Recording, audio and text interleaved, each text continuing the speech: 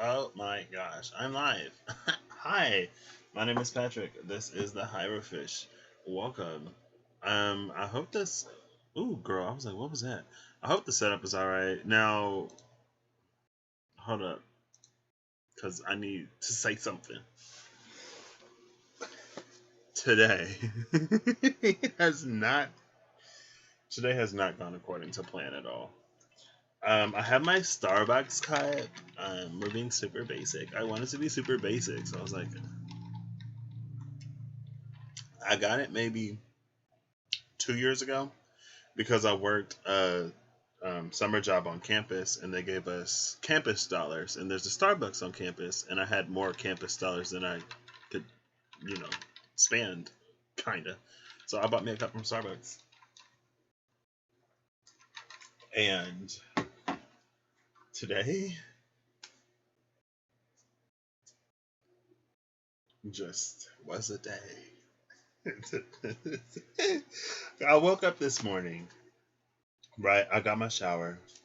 I came on. I did the. Oh, I don't want to complain. Let me get all my complaints out before I pick anything up. Um, I was like, it would be really cute, like, cause I only have the. Oh my gosh, hold up! I didn't even change the title. We're doing. I'm gonna do that right now, cause. Wait, was that Molly? Molly, girl, I ain't seen you in years. She lives in Seattle or in the area. Let me see. 1 second, y'all. Um, so I was like, it would be really cute if I just came on and then I did the crown, and then I can have them done before August. Something about having these done before August, and it's August now, my time. So happy August. Um, August is a great month, I guess. Right? It's not July, so I feel like the summer heat. I don't know, because then sometimes, like at the end of August, you do get that random heat wave going into September. And I know that because I lived in a dorm that was not air conditioned for several years. But by like mid September, late September, it was fine. I do want to change this really quick though, because I am not doing the third. I'm doing the crown. I was like, it'd be really cute. I was like, only have two left. It would be really cute if I could finish. And so what I had planned on doing was coming back around like 5, 6, 7, whenever I got done doing whatever. And so, excuse me, if y'all caught that video, I was like, oh, I'm going to. Is it already uploaded? No, no, that's the yeah. Okay. I was like, wait. Let me edit this really quick. 1 second. I was like, what happened? At the end of that video, I was like, oh, my mom just got a box and she wants me to set it up for her. Like, she's making me be IT, even though I'm not IT. And girl, I've set up boxes before. It turned into a whole situation. I started at 158 and I finished at like 10 something. Now, by 8 something is when she had called the internet service provider. And what had happened was we got it set up to the point where one thing connected to the modem would get internet. So I just hooked the router up to the modem to give everybody internet, right? To minimize complaints because it had already been several hours without it, without Wi-Fi. I'm drinking. It's a Canada Dry ginger ale, but I just found out it also has lemonade. I just thought it was ginger ale when I grabbed it. I've been kind of into ginger ale lately for some reason. Because like whenever I want something carbonated, it doesn't mess with my body as much as other carbonated beverages do. I don't know if my body is like encouraging me to make healthier choices, I will say. But so by like 5 something, by like 6, everybody had internet. Now, so we got higher speeds, and when my computer was plugged up, girl, the speed was the highest I have ever seen. I was like, oh my gosh, it's so tragic that I don't like play World of Warcraft or anything anymore that's really like demanding on the internet. But we'll get into it. We'll find something to do. Actually, I already know what I can do. Um, but then when I switched it over to the router, it was lower. And so her thing was like, well, I'll call him. She called him, so now it pops up, but we're going to have to figure out some more stuff tomorrow. And it was like 10:30. I'm like, I'm going to just get the Wi-Fi working again, and we're going to be done tonight. Because that was literally my whole day. And so, yeah, that happened. But because that happened, right? Okay, so we have really like long Ethernet cords here, but they're kind of old. And so we were like, well, maybe there's something wrong with the cords. And then I was like, well, because, those are older cords and it's like gigabit internet. Excuse me. So older cords may not necessarily support the speeds. And I was like, well, I just bought a whole bunch of cords here. Make sure I'm not showing. Just got a whole bunch of like little Ethernet cords that are quicker. But I just moved back home, I guess a few months ago now, from school.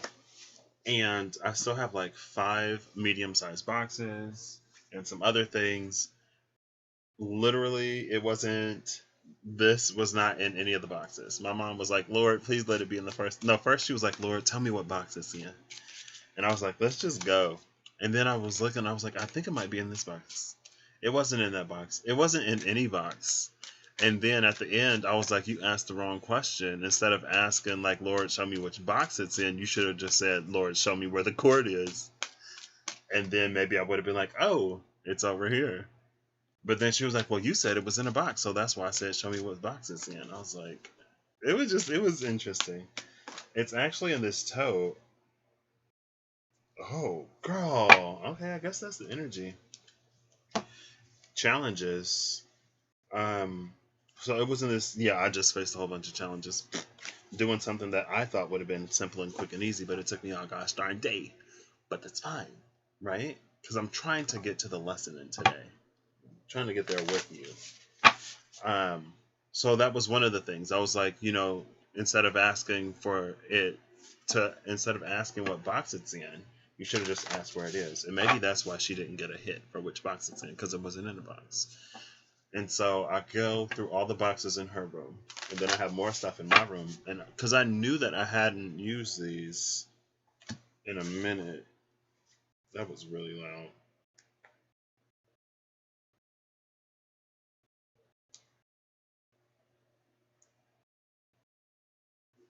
One second.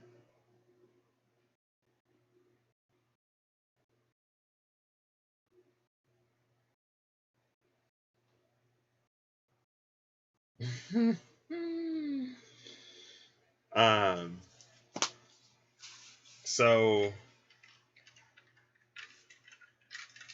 should be able to do it tomorrow.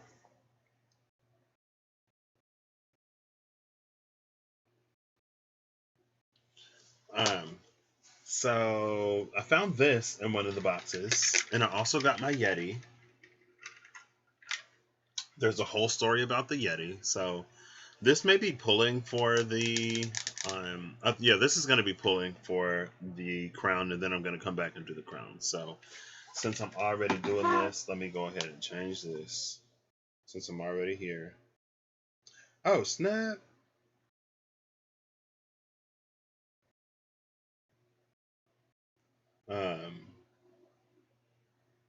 Cause we're gonna have to talk. We're gonna have to decompress. We're gonna have to do a lot. So, one second. I'm changing this.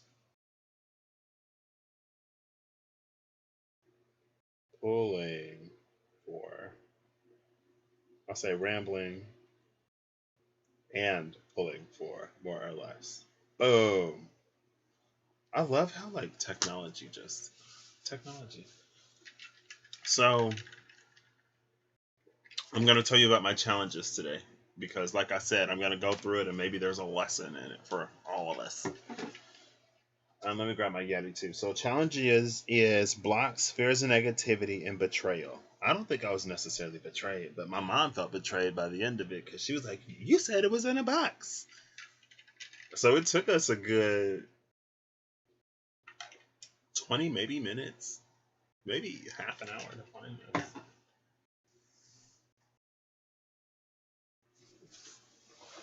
So the story of the Yeti.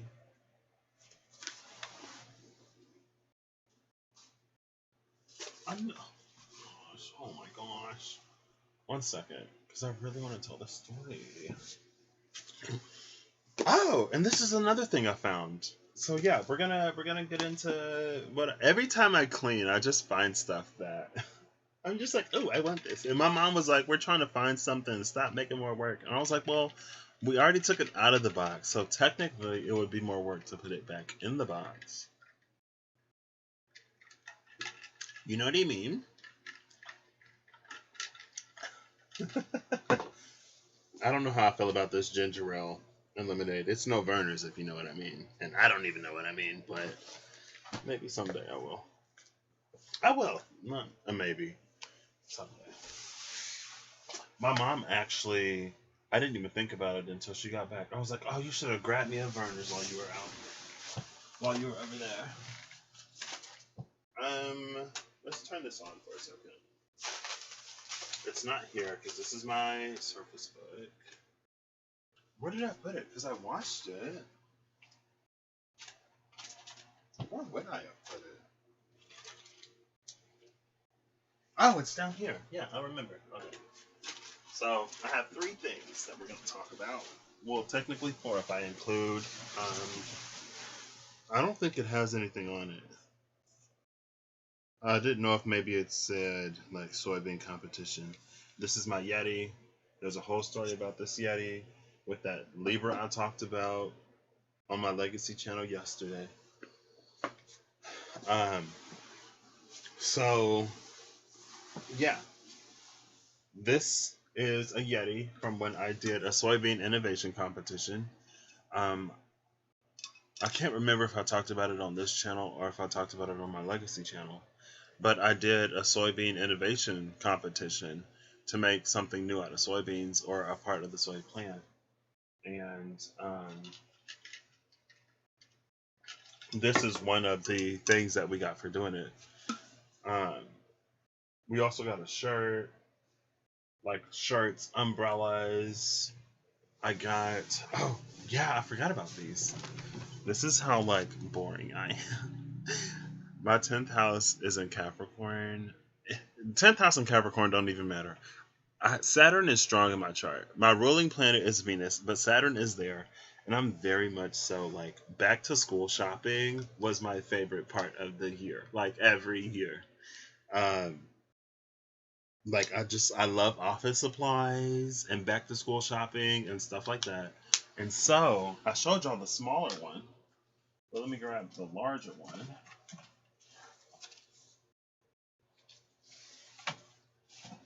I saw these and I was like, oh my gosh, I have to take them. Also, I put my suit on today. I learned how to tie a tie today and I'm like 27 and a half years old, right?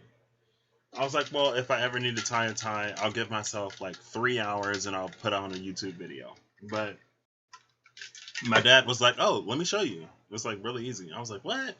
And he did it once. And then he was like, you got that? And I was like, I think so. It was like, it's a lot simpler than I thought. I got this binder folio. Y'all saw my smaller one. Oh, it ain't even zipped.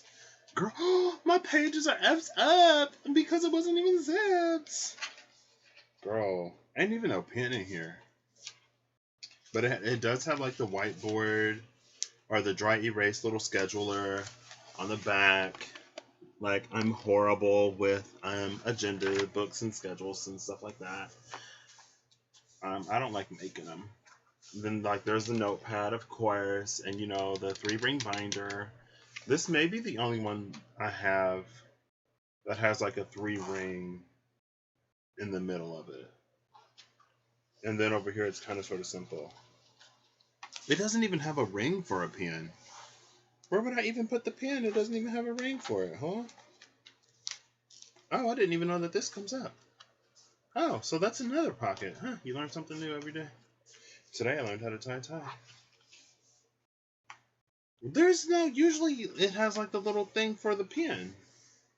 Where am I supposed to put the pin? Girl, anyway. And then I got another one from one of my good friends. And it has like this cute little like a handle thing. Girl, this turned into like a stuff I found while cleaning haul. And then literally all that time I'm on my feet running from room to room trying to do this, and then I messed up my bed trying to pull everything out because like I moved the whole apartment. It was like a 1-bedroom, basically like a 1-bedroom apartment. I moved that into a dorm that I had too much stuff, and then I'm moving all that back here into my room at home. I have a lot more stuff than I have room, so we had to go through all the stuff. But so a lot of stuff was on my bed, and then like I couldn't even sit down because I had to clear my bed off. But where did I just put the other one? I don't know. I wanted to see if the other one had a 3 ring. Oh, it's right here. This is one that I got from a good friend. And like she like got it for me. What's this? Oh, these got my last name on them. Oh my gosh. I'm about to send a picture of this and send it to Michael because he got me this. And then Quentin got me this one. Now Quentin, he was very much like frat D-bag looking type dude. But he was actually really nice and like really cool and really smart. And just not what I expect. And like really quiet. He was really quiet too. And he just wasn't what I expected him to be. And yeah, he was really cool. So he made me a door deck that was, his were like Star Wars themed, and so it's a lightsaber. And I was like, I'm not a huge fan of Star Wars, but I appreciate what you've done for me. And that's enough because I don't need a whole bunch of carbonated beverage before I go to bed.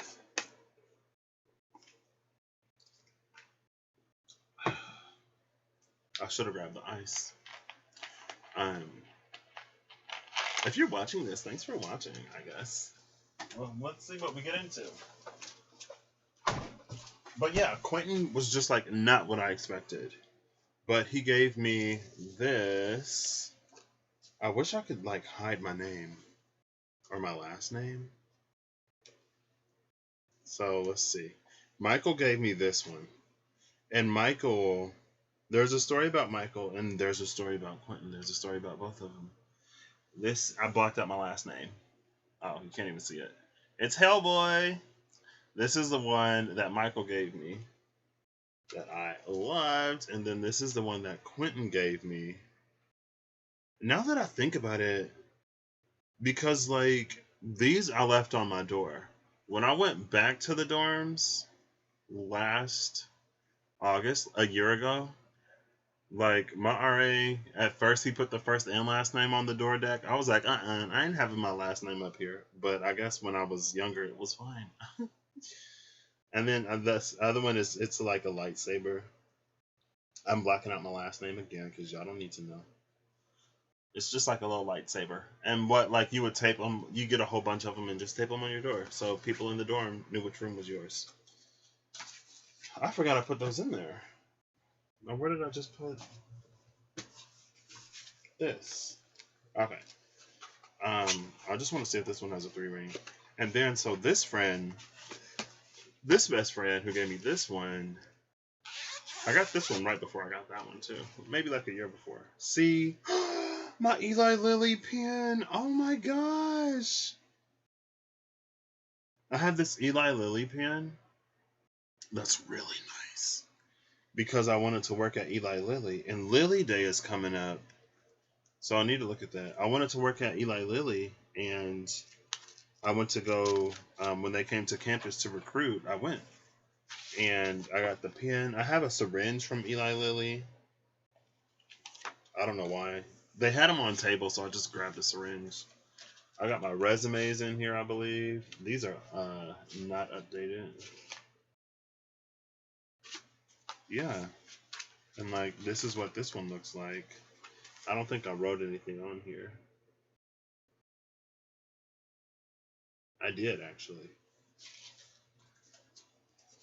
I need to remember to, I don't know if you can see this, but so no, yeah, I think that is the only one I've ever seen that has that 3-ring binder clip in it. So, I mean, I guess I get a 3-ring binder clip, so I'm not going to complain about a little strappy thing to not put a pin in. I was just surprised that it didn't have that. So, Michael, there was this one RA that I was really close with. He was Italian. He was really cute. I called him Ruffalo. Me and the friend who gave me this, and this other girl I'm not friends with because she was a narcissist, quite honestly. And whenever I come in contact with narcissistic people, I'm the type of person where, like, I pretty much always know when somebody is trying to manipulate me. But it's like, if it doesn't, because it's like, if the friendship can still be there, then we can be friends, right? But, like, again, I'm not going to go out of my way for people who don't do the same for me. Or, whatever else. But I can kind of sort of feel it whenever someone's like manipulating me or trying to manipulate me. And she was pretty manipulative. And there was one day she wanted to stay in my room when I wasn't in there. And I was like, no. Because that's the kind of person I am. I don't know. That's the kind of person I was. Because I was like, if anything go missing or whatever, you going to be like, it wasn't you. And I'm not in here. I don't feel comfortable. And she's like, oh, but I'm so tired. Because I lived in the dorm and she worked in the dorm. And there was like some time before her shift or something like that. So she wanted to take a nap. And I was like, girl, I'm about to go. And she was like, oh, like, I can just stay in here. I was like, no, no, you can't. And then one day, so I was working at the front desk. And she was actually my boss. A student boss. But we were friends because I'm friendly, and people were moving out, and there was one of the residents who came up, and I was just talking to him because nobody was there, right? But she was there, so we were talking first, and then he came up, so I went up to start talking to him, and then so I'm talking to him, and she was like, "Hey, like, Patrick, like, can you tell your friend to leave?" And I looked back at her, and then I kept talking, right? And like, so when you work at the front desk, like, it's not that like that dude didn't live there, right? So like, if it was somebody who didn't live there and I'm just talking to a random friend, that's one thing. But to me, like, that's part of what made me so good at my job, is because there were some people where I established relationships like that. And for some people, like, you might be the only person that they talk to, right? And I was that person for quite a few people, honestly. And so I was like, whatever. And if I'm talking to somebody and someone comes up and they need something, then I help the person that needs something, because, I'm not going to have people wait. And so that's exactly what happened. And then she's like, Patrick, like, tell him to leave or whatever. And I ignored her again. And so she waited until I was helping somebody. Because like I just said, if someone comes up and they need my help, then I pause the conversation and I go help them. So she waited until I was helping somebody else, told him to leave, and then he left. And like, he was about to move out, so I didn't even get to say goodbye to him. And for me, that's when she crossed the line, for me personally. And I was upset. And then she tried to turn over and talk to me. And I was like, no, you're not going to sit over here and talk to me when I was just having a conversation. You cut my conversation short. You took my goodbye from me. And I don't even like goodbyes. I didn't like goodbyes at that time. I was mad and I didn't talk to her. Why am I talking about her? Yeah, because the gelato. We called him Gelato, right? And he was cute. He was short. He actually has his own business now. And he has to be a Capricorn. he's the most Capricorn person I know. Like if I had to say, like, if Capricorn popped into my mind, it would be him. um, but he didn't like how the system was changing, and so he quit mid semester. And Michael came in on his floor, and everybody on his floor loved him. I loved him. I liked him. Excuse me. Ooh, excuse me. Where did I put that water? Yeah, we need to temper this ginger ale with some water. So he ended up moving in, and at first I felt some type of way about him, and I was like, it's not his fault that he's replacing the person that I really liked, or one of the people that I liked. Because I'm a night owl, and so there were a few people that, like, midnight, 1 o'clock, 2 o'clock, I could depend on them to be awake, and he was one of the people. And so we just hang out sometimes, or I would hang out in his room while he did whatever for his business, because he actually built it when he was still there. And then after he graduated and they found success, it's amazing, honestly. And while I saw him, like, when he was still designing the logo and stuff like that. And it was him, and then there was this other dude who I would talk to sometime. He was cute. Anyway, and before that dude, it was another dude who was really cute.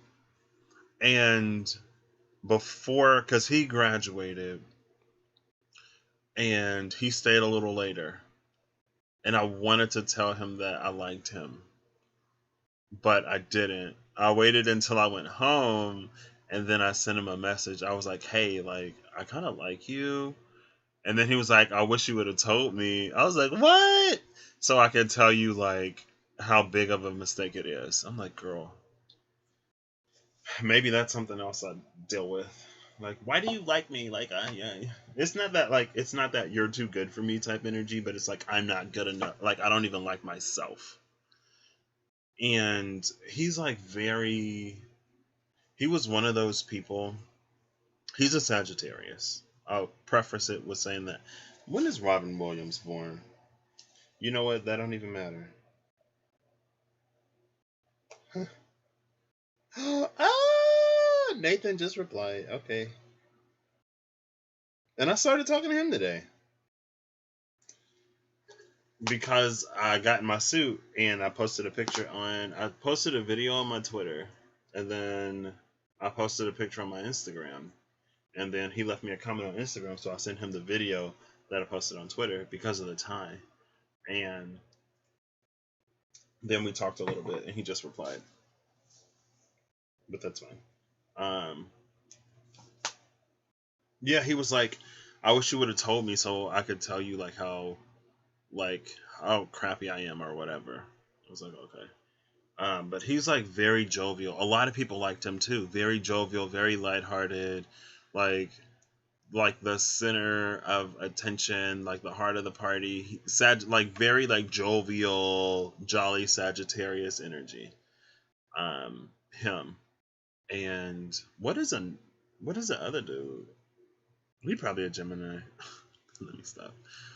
I got a soft spot for Geminis, apparently. Geminis, so many of the dudes that I've liked are Geminis. And that just happens. It's been another sign recently.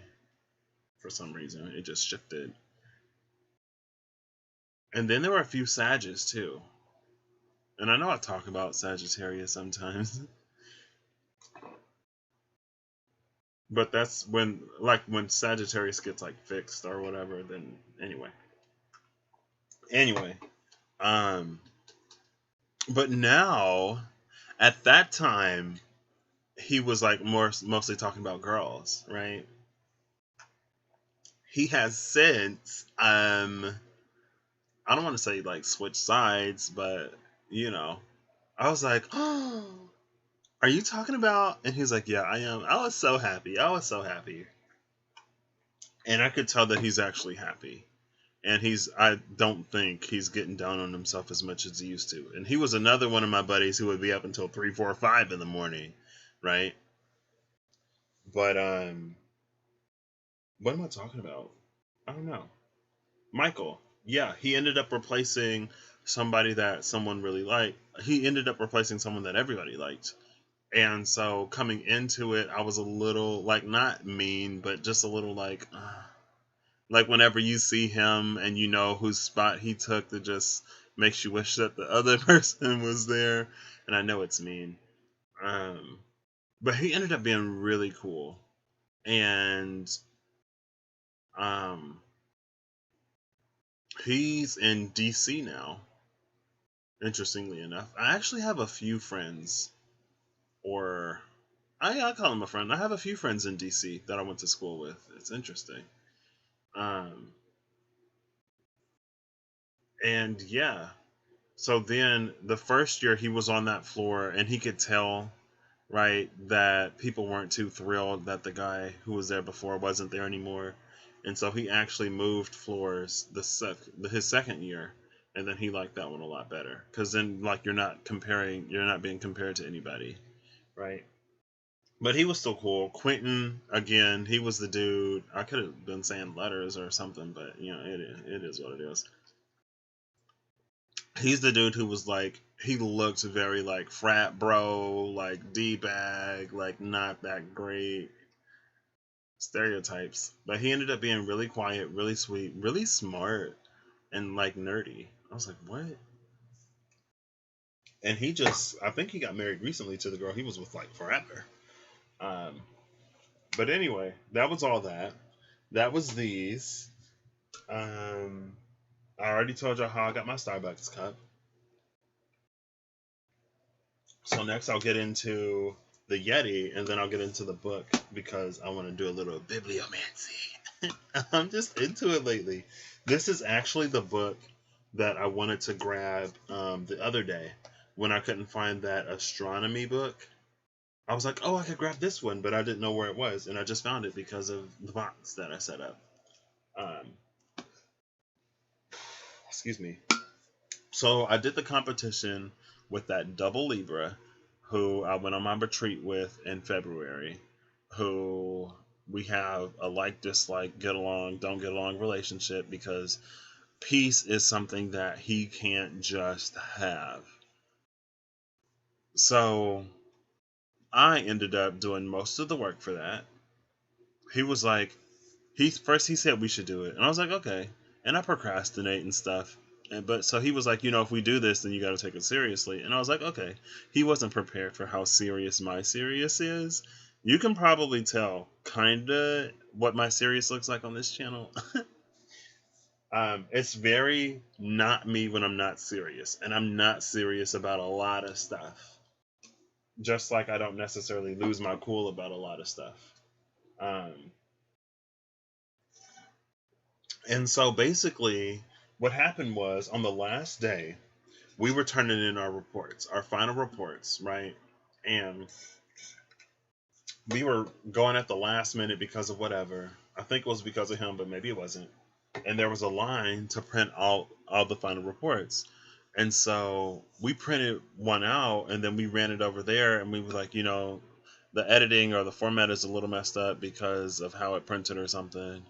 Or like we only had one and we like ran it over to turn at least one in and then we were going to turn in more copies, and she was like, oh, you can go finish making the copies. So when they were there, she was handing out the Yetis to people turning them in, and he didn't grab me one. And so there wasn't one for me because when I went back there were no more Yetis.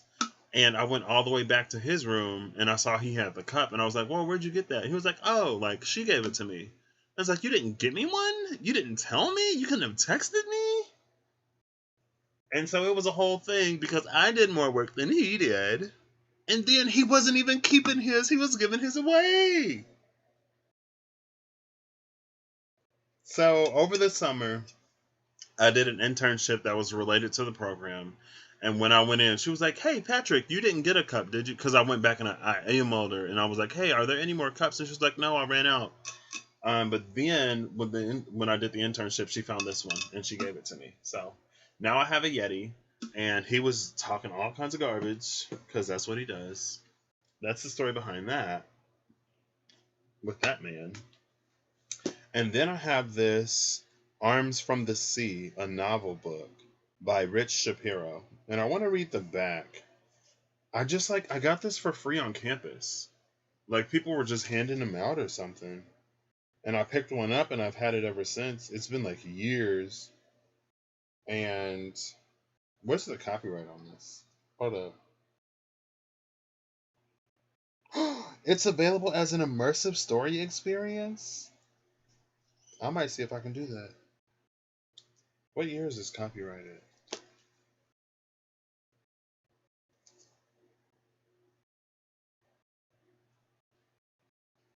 Oh, wow. Let's read this. I've never read this book. I read the back and I was like, oh, this sounds like it's interesting. So I decided to bring it home instead of throwing it away when I moved out.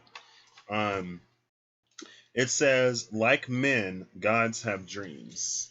Oh, wow, that's interesting. Like men, gods have dreams. Let's see. Enough of the known, of seeds already sown. Okay. Oh, wow, girl, what are we getting into? I don't know. I read this and I was like, what is this? I want to read this story. It says, enough of the known, of seeds already sown. If you're a god, make something strange, something the light has never seen.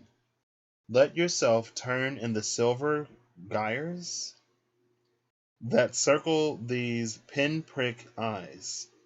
Give up this brittle body and soul. Revert to the plasma of pure imagination. I'm going to play the formulation of life from scratch. The formation of life, from scratch. Arms from the Sea is a tangible encounter with the creative spirit, a guide for reconstructing our understanding of water and our origins. A spellbinding storyteller, and Shapiro displays an impressive command of the unconscious. And I read that, I was like, oh, this got to be interesting if they're talking about stuff like that. And then, oh, my colors! Huh, I forgot about that. I'm blue. Blue, green, gold, and then orange. I have very little orange, if you know what your true colors are. I did that at work. Blue is like water, it's emotional. Green is like scientific, so it's airy. Gold is the practical, the pragmatic, the scheduled, so it's like earth. And then orange is like fire. It's daring and adventurous and bold, and so there's no reason, like, it's no surprise why that's the lowest of what I had. Actually, we have the cards here. Let's put the cards on the table. Let's see. I'm gonna try to close my eyes. Yeah, because we got all the. And I'll take the third one because I'm always picking number 3. Apparently, honestly, I feel like 2 and 3 are the ones I pick the most. Oh, it would be orange. Of course, it would be orange. I was like, orange is like I probably would be a little more orange now. So we see the dice, right? Likes to take risks with the dice. We see the eagle, that's daring, bold, and adventurous. We see a mime. That's interesting. I'm surprised there's nobody like rock climbing or something. Oh, we see some people sort of like rafting or something with the paddles, with the oars. They got oars. Somebody like a public speaker. There's like a roller coaster. The Sky Needle, Seattle. Yeah, the mime. I don't know why the mime is here. There are like 2 mimes on here. As if one mime wasn't weird enough. I'm not weird, but I'm just like, what's the mime for?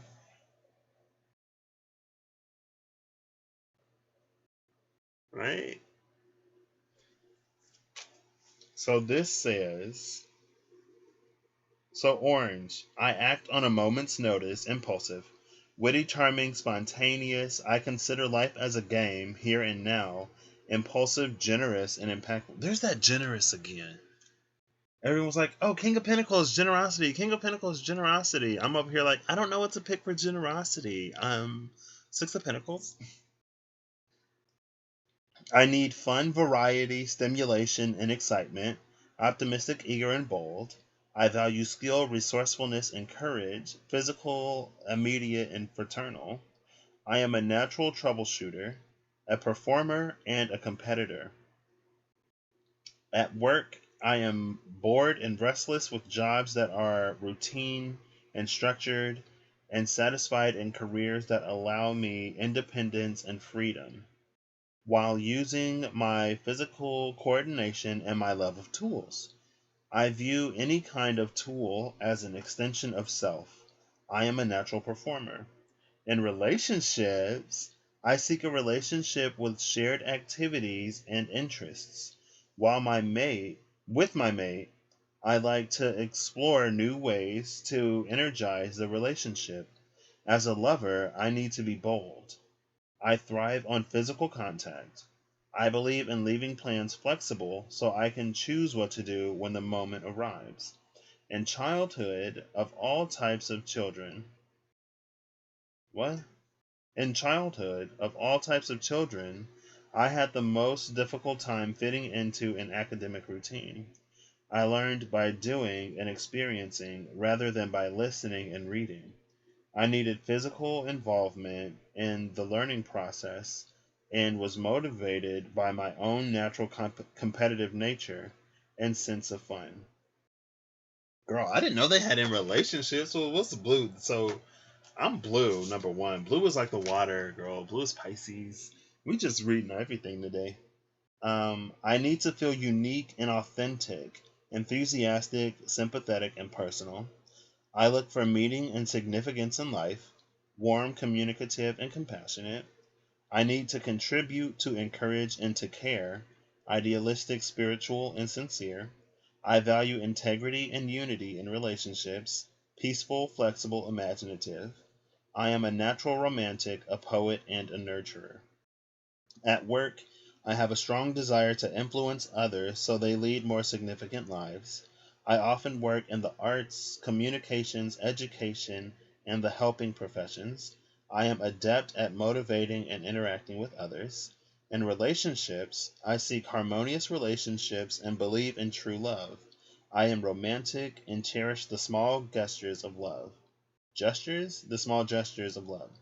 I am affectionate, supportive, and a good listener. I enjoy doing thoughtful things for others. I bring drama, warmth, and empathy to relationships. Why the drama? Why the drama? In childhood, I was imaginative and creative. I flourished with encouragement rather than competition and wanted others to like me. I reacted with great sensitivity to discordance or rejection and sought recognition.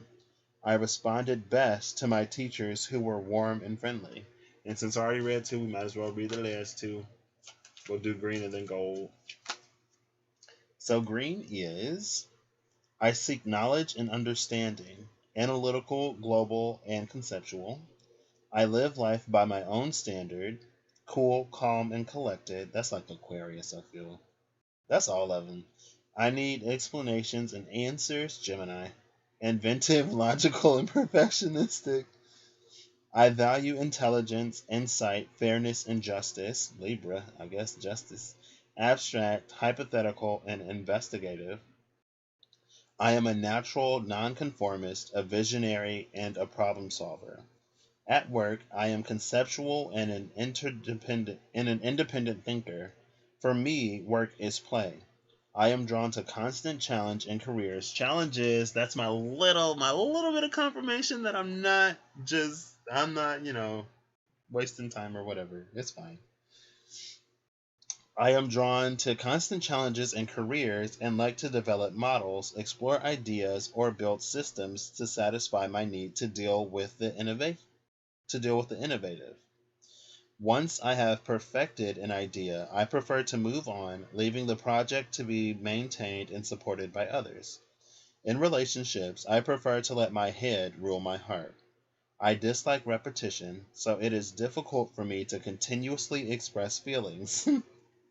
Wow, I never would have thought about it that way. I dislike repetition. Hold on, I want to read that again because that's really interesting. I dislike repetition, so it is difficult for me to continuously express my feelings. So I don't know if this green would get along with a blue. Cause I mean, maybe it's not that they wouldn't get along. I think the blue would be like the blue would understand that's just how green is. Like green doesn't like to say it over and over and over, but I know they love me. And green is like, I love you, so like why do I keep needing to say it? And you're like, because it's good to hear, babe. It's just good to hear. Today was a rough day and I just need to hear that I'm loved, okay? I don't know. I believe that once feelings are stated here we go. This is it. I believe that once feelings are stated, they are obvious to a partner. I am uneasy when my emotions control me. I want to establish a relationship. Leave it to the Wait, okay. Oh, okay, all right. I want to establish a relationship, leave it to maintain itself, and turn my energies back to my career. In childhood, I appeared to be older than my years. I was focused on my greatest interests and achieved more subjects that were mentally stimulating. And achieved more in subjects that were mentally stimulating. Okay. I was impatient with drill and routine. I questioned authority and found it necessary to respect teachers before I could learn from them. So that's that a little bit of air and fire, how they get along. And what was that in? Like disliking the routine and stuff like that. So yellow, I follow the rules and respect authority. So very not green, as we just said. This is loyal, dependable, and prepared. I have a strong sense of what is right and wrong in life, thorough, sensible, and punctual. I need to be useful and to belong, faithful, stable, and organized. I value home, family, and tradition, caring, concerned, concrete. I am a natural preserver, a good citizen, and helpful. At work, I provide stability and can maintain organization. My ability to handle details and to work hard make me the backbone of many organizations. I believe that work comes before play, even if I must work overtime to complete the job. In relationships, I am serious and tend to have traditional conservative views of both love and marriage. I want a mate who can work along with me, building a secure, predictable life together. I demonstrate love and affection through the practical things I do for my loved ones. That sounds like Capricorn. And the other ones, I guess. Sorry. In childhood, I wanted to follow the rules and regulations of the school. Virgo, maybe. I understood and respected authority and was comfortable with academic routine. I was the easiest of all types of children to adapt to the educational system. So maybe that's like, because I'm like predominantly water with strong earth. And I don't feel the need to just senselessly buck authority, but if like I'm enough air that I'm like if something is like it don't align with me, then I'm not gonna do it. I actually kind of sort of want to keep these in rotation for I don't know for some reason. Those were true colors. I don't know what we're doing today. So I got into the book just to pick a passage, and it said something about again I haven't read this. I got it for free on campus, and I've just been holding on to it for some reason ever since. Because every time I've moved between places, I'm like, I'm probably never gonna read this. And I was like, well, and so the last time I read the back, and I was like, oh, like men, gods have dreams. What? Okay. So, and I picked a passage, and it said something about how other people couldn't see the magic. They could only see the smoke above the waves or something like that. It was something like that. It was like other people can't see the magic. They can only see the smoke above the waves or beyond the waves. We're going to go right here. Let's see. Ooh. Well, we're going to read the end of this. Okay. A bed of mouthing pods, lilac-lipped, flaring to a shared bead. What the freak is this? Maybe talking about flowers. A bed of mouthing pods, lilac-lipped, flaring to a shared beat. Among the pods, kisses and spotted cats, eyes on stalks and velvet rings, bird beak valves with ornate tongues, quivering with the ebb and flow of the sea. Such curious beauty, such a thirst for life. Lyle heard the god's zeal. It wasn't misplaced. And that's it. Lyle heard the god's zeal. It wasn't misplaced. And he's talking about a bed of mouthing pods, lilac-lipped and flaring to the bead, and bird beaks that are ornate and all this other. It's like this guide, I guess, was painting a picture for Lyle. And Lyle was like, okay, I see it. I see it. So Lyle must be the one who can see the magic through the smoke, while everyone else just sees the smoke on the waves and they're freaking out because they think a storm is coming in. Or maybe a storm is coming in, right? I don't know. Like that just makes me more interested in what this book is about. I guess I'm gonna have to read it. And if you're interested, here it's this. And also, I don't know, like this, I think it said like 2015, or it might be older. I don't know how old it is, but for an interactive, immersive experience, or for an immersive story experience, it says you can go to armsfromthesea.com/app. So check it out if you want. That was the challenges. Were there any other challenges today? You know, I just had to tell my mom I don't even want to talk about it anymore. It was like 10:30. I'm like, I don't want to talk about the router anymore. We'll figure it out tomorrow. I'm gonna get the Wi-Fi working again, and then we go to bed. So interesting. I just want to see what's up here. So we have the Ten of Wands over here, and we have the Seven of Swords over here, and they're in opposite configurations.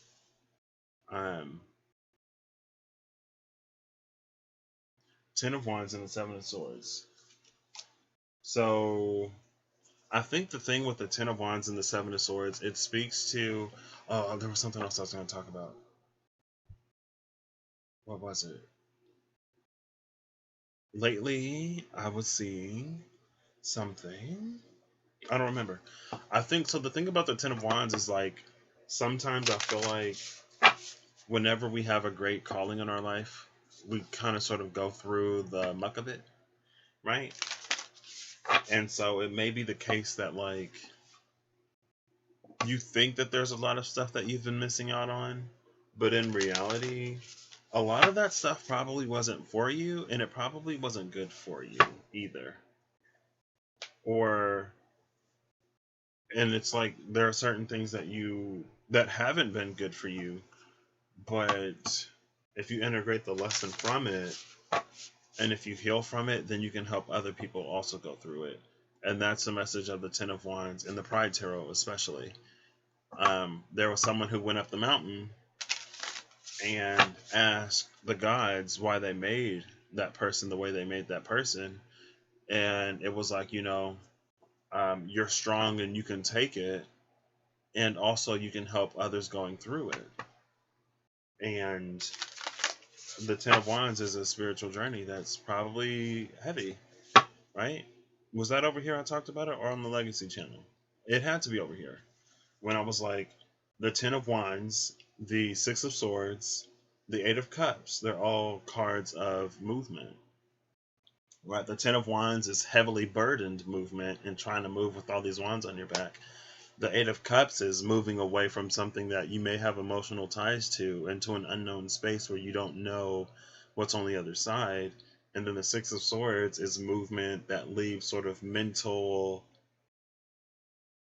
just like I don't know why I stuck my tongue out when I did that, but it leaves that behind. So anyway, I'm gonna give this a few shuffles, and then we're gonna go looking for the crown portal. Then I'll see. Yeah, I'm gonna shut this down because I gotta go to the bathroom anyway, and then I'll come back. Actually, we'll just go for it, and I'll timestamp it in the box. No, I'm gonna shut this down, and then we'll come back because I rambled a lot.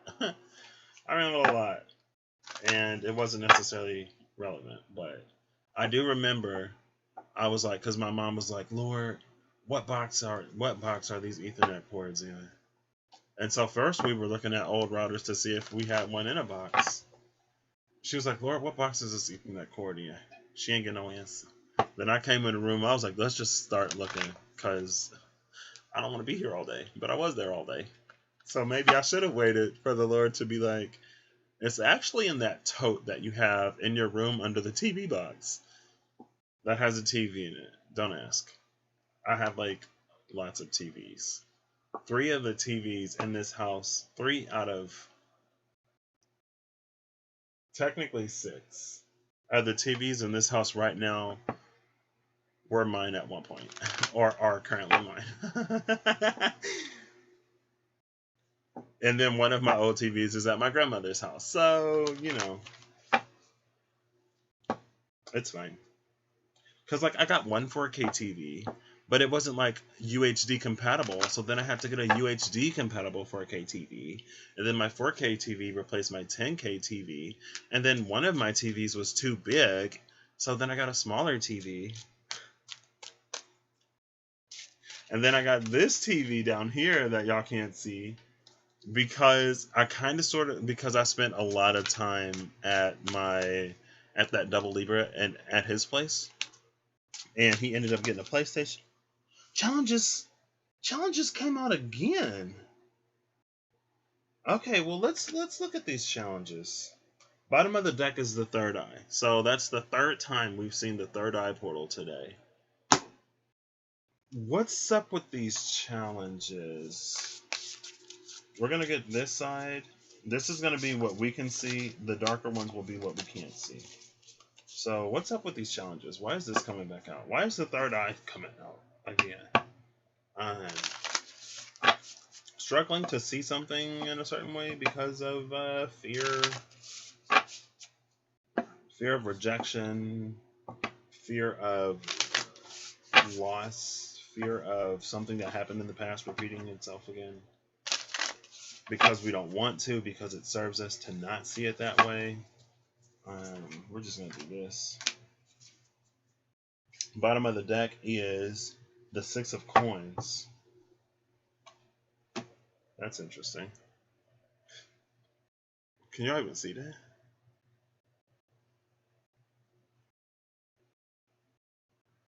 Barely.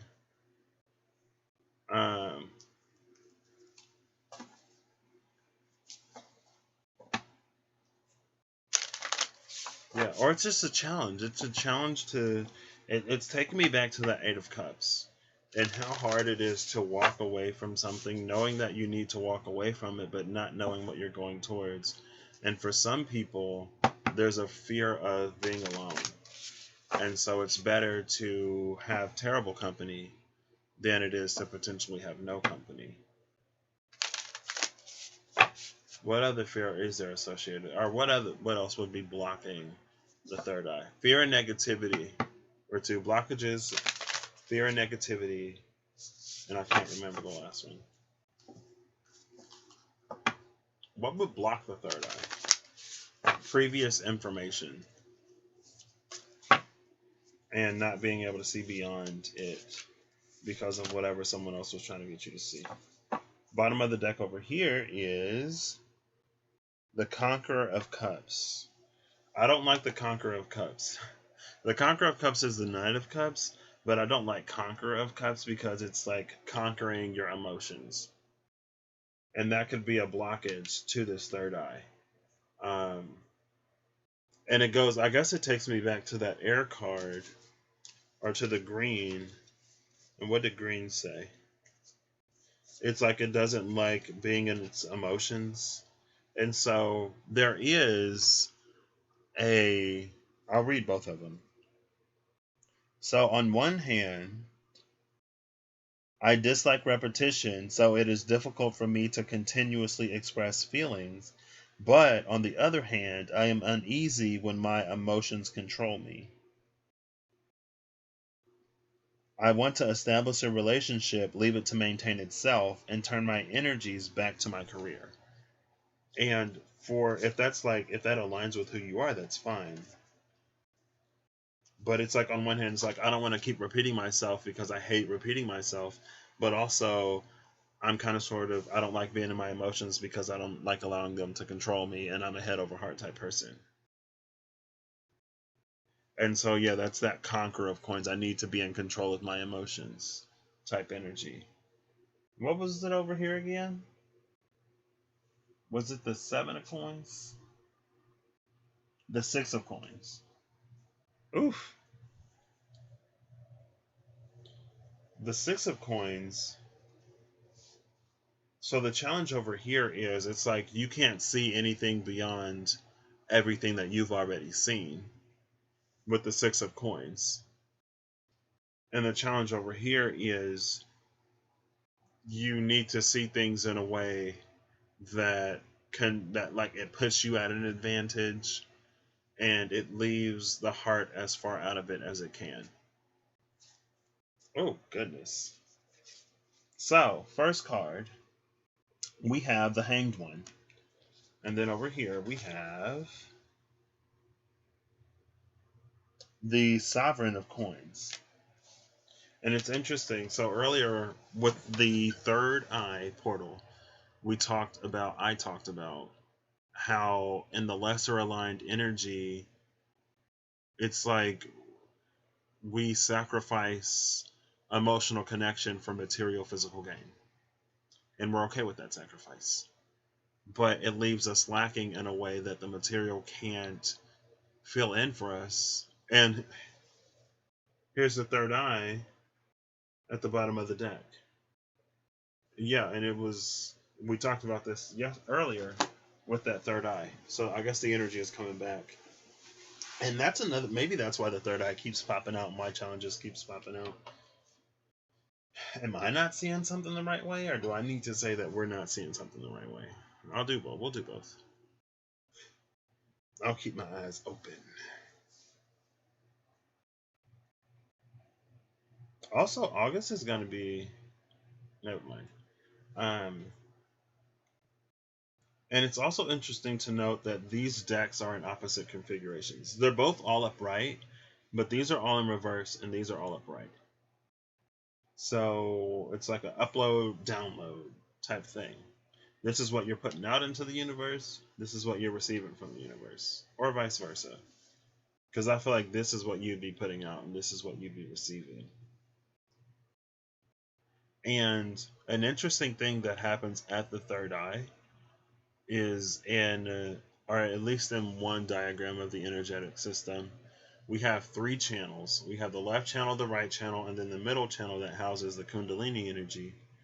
But at the third eye, it's like the channels run up and they kind of sort of like do this like weird thing where they like switch sides, like behind the third eye and then like in the brain. And that's why like your left brain controls the right side of your body and like your right brain controls the left side of your body or something like that.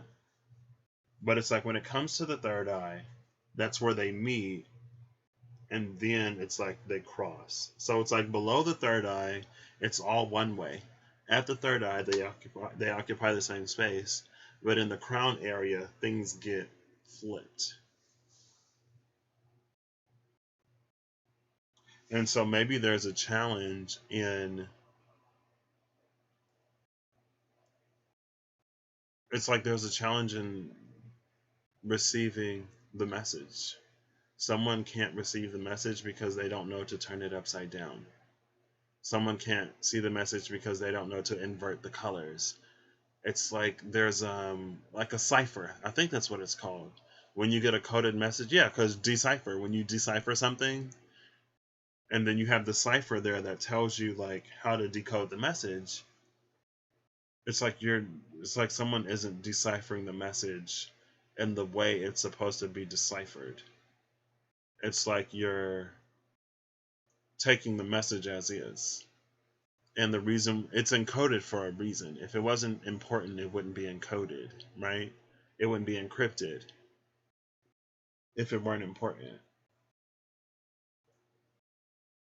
But the weird thing is, it's like when it's encrypted, it still makes sense. And so you wouldn't even know to decipher it. It takes me back because Lars Mool is someone who popped onto my radar at one point. He just started popping up on this channel.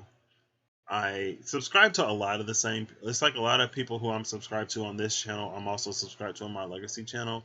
But there are a few people who I'm subscribed to over here that I'm not subscribed to over there. And also, since my viewing activity is different over here than it is over there, I get different things that pop up. And he's one of the things that popped up for a minute. And he said something about the people who he said something about the people who were involved in the Bible in some way, and how they spoke in parable, and how everything was so deeply metaphoric, and how they knew how to read between the lines of the stories, and they also talked between the lines. And so if you just listen to them, you think you'd be saying something completely different than what they're actually saying. But to each other, they know how to read between the lines. It's almost like, whenever you see like a post or something, and it's like someone like bolds certain letters or capitalizes certain letters or makes certain letters stand out. So then if you read it like only the bold letters, then it says something completely different. Like that's reading between the lines. So then there's an energy of taking one thing and like discarding the rest. It also takes me back to when, because I was talking about how I'll watch some readings and it's like parts of it will resonate and then other parts of it won't. And it's not about forcing the whole thing to fit or the whole thing resonating, because it could just be a piece of it for you, right? Especially if it's general and collective. It can be like a piece of it that resonates for you, or something within the story that may completely be for someone else, but something within that gives you insight, that energy to like read between the lines. And also, I'm going to speak from personal experience. When you do that, you have to check yourself. Because I remember my mother is the same way. And I'm pretty sure my father probably is too.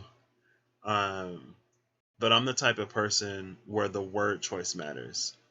And like, especially if I'm like talking to someone or trying to instruct someone or whatever, there are times when I very specifically choose my words to leave it like not open for interpretation. I try to be very specific about what I say. So that like, if you're trying to read in between the lines, you're doing too much, right?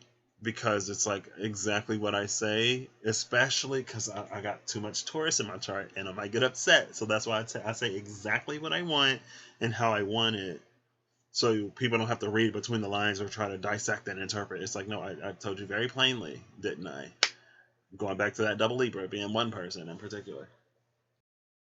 But also, it's like, since I'm like that with my word choice, I think that sometimes when I hear a certain thing or if something is said in a certain way, if there are certain words that are used, then I take it a certain way, even if that's not how it was intended, right?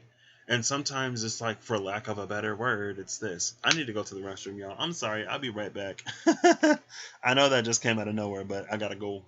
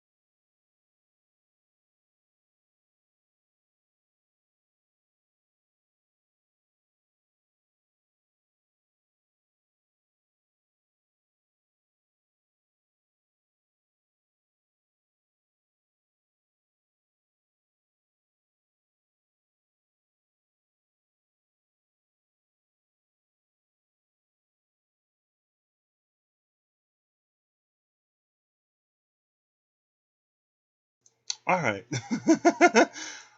So Friday the 13th, I'm typically lucky or fairly lucky. Friday the 31st, not so much. Oh, it's 111. Okay, cool. It's 111 on August the 1st. Yeah, apparently Friday the 31st, not my day. Which is fine. Challenges. They just keep popping up today. I think the card that came out, I thought it was Transformation because of the colors.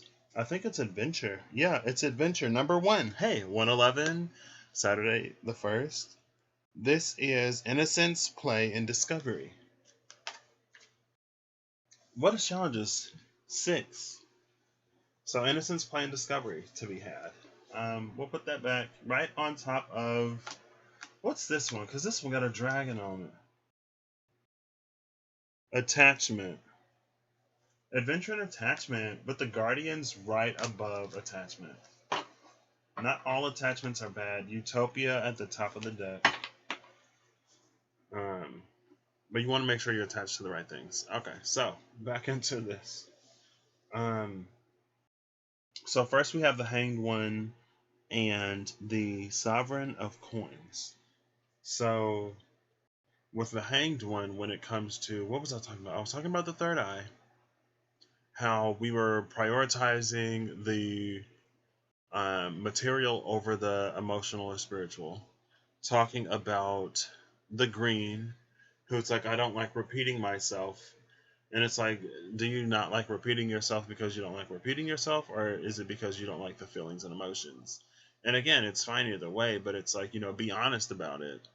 Also, I was talking about how I think the two paths sort of intersect at the third eye, and then they cross over at the crown. Or is it... Yeah, because at the third eye, it's like behind the third eye area or somewhere in there is when they intersect. And then they cross at the crown. And you get left brain controlling the right side of the body and the right side of the brain controlling the left side of the body. Now, then I got into this. The Hanged One. I feel like this is a stall when it comes to challenges. Maybe not understanding the blockages or how blocked. Not understanding why we still feel blocked. Or why we feel like we've been put on pause. And then the Sovereign of Coins would be here to say that, like, you're still primarily focused on the physical or the material, or that you're feeding something that doesn't need to be fed. And this is just challenges, but the third eye portal is at the bottom of the deck. So we'll try to go with this. We'll see. We'll dissect it. So first is blocks. The first thing with the third eye is vision, blocked vision. So when it comes to blocked vision, we have the Hanged One. I feel like the Hanged One doesn't understand why the vision is blocked in the first place.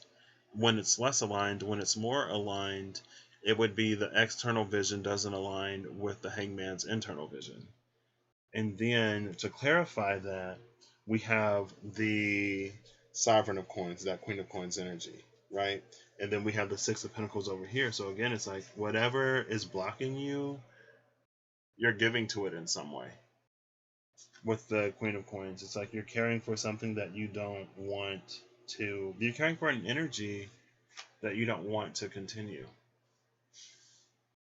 But that's why you sort of feel like it's like you had this vision of the outside, but you're not doing anything to bring it into fruition. It may be more of that. Either you are giving energy to something. Let me button this. Either you're giving energy. Is my shirt? My shirt is inside out. My shirt is inside out. Friday the 31st. Not my day. Not my day. Okay, cool. I can still button it though. I know how to button an inside out button. It's fine. What is happening? What is happening? But yeah, it's either like we're giving our energy to something. It's like the Queen of Coins. That's like feeding something, like literally feeding it. Like this is a rose.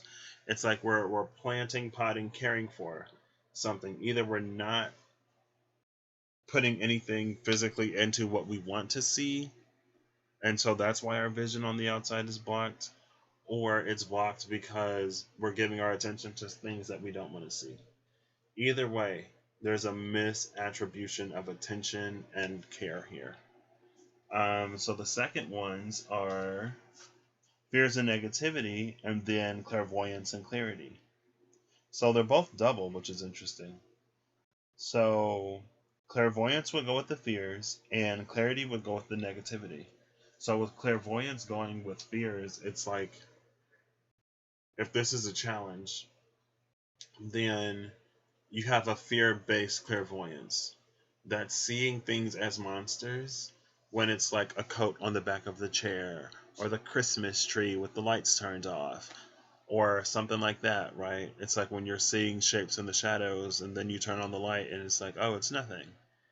And then something comes from behind you and spooks you. I don't know why that just came to my mind. But then I guess you would be looking in the wrong area. And if you're looking in the wrong area, then it brings me that one episode of That's So Raven when she was in the store. She applied for the job at the fashion store. Okay, it ain't even that part. It was Sister Sister. It might have been Sister Sister. It might have been That's So Raven. There was one of the shows when a black girl walked into the store and the employee was following the black girl, but while the employees were following the black girl, other people were stealing from the store who like weren't black. And it's like it's a story. But again, that's like you're fixated on your fear, not seeing that something over here is the one that's actually taking from you, or this is why you're losing because of whatever you're not focused on. So that's fear and clairvoyance, and then there is negativity and clarity. So maybe we'll see what the cards say, and if this is clearing up. These may be clearing up. So it may be time, well, let's just take them that way. So it's time for you to stop feeding into things that you don't actually want to see, and it's time for you to start feeding into the visions that you do want to see. I think that's one thing that can also keep that hangman energy stuck is this Piscean energy. When you have all these fantasies and all these dreams, but you don't do anything to make them come true. And a dream will always be a dream. Or a dream will always only be a dream if you never do anything to make it come true. Right? You're not even wishing on the shooting star. That it's like these shooting stars keep happening, and you're just like, wow, there's a lot of shooting stars. And it's like, make the wish, make the wish, make the wish. As soon as you ask for it, it's yours. As soon as you speak, it's yours. But what you actually want, or what we actually want, we're not putting in. So coming back to this, we have the Seven of Wands and the Seven of Cups. Water and fire has been a thing lately. You can create everything between water and fire if you have them in proper balance. So again, with the Seven of Wands over here, I feel like the Seven of Wands is a card of, it's like if you have a fixed vision in your head with those two wands crossed up there, if you can see them. If you have a fixed vision in your head, it's like nothing outside of that will be able to convince you. There are these 5 wands outside of this too. It's like you're locked into something with your fear and negativity. It's like your vision is locked in a certain way. And 5, the number of change, like nothing outside can change how you see this. And that's fine if your eye was focused on the truth. But with challenges being here, it's like there's something that you're not seeing. The fear and negativity is clouding your vision, and it's impacting your intuition and your abilities, because fears and negativities is corresponding to clairvoyance and clarity. So your intuition and your clairvoyance are going to be effed up because of this fear and negativity. And because you don't allow, there's, again, with this energy, it's like there's something that you don't want to repeat. But it's like I said it earlier, you can take the prisoner out of prison, but it's not always as easy to take the prison out of the prisoner. And I can't remember where I said it earlier, but it was like there. It's like you can kind of sort of begin to see which prisoners have been freed, which prisoners are seeking freedom, but they still have that prison mentality. It's like you've already been freed, but you don't know you are because you still see the world as a prison, even though you're no longer imprisoned. And again, it's like you're so focused on this one thing that you don't even see all of this other stuff happening. And then over here, what was it again? The Seven of Cups. So with the Seven of Cups, the cup above the rest, we have that third eye with the thorns around it, the third eye and the challenges around the third eye, the restricted vision.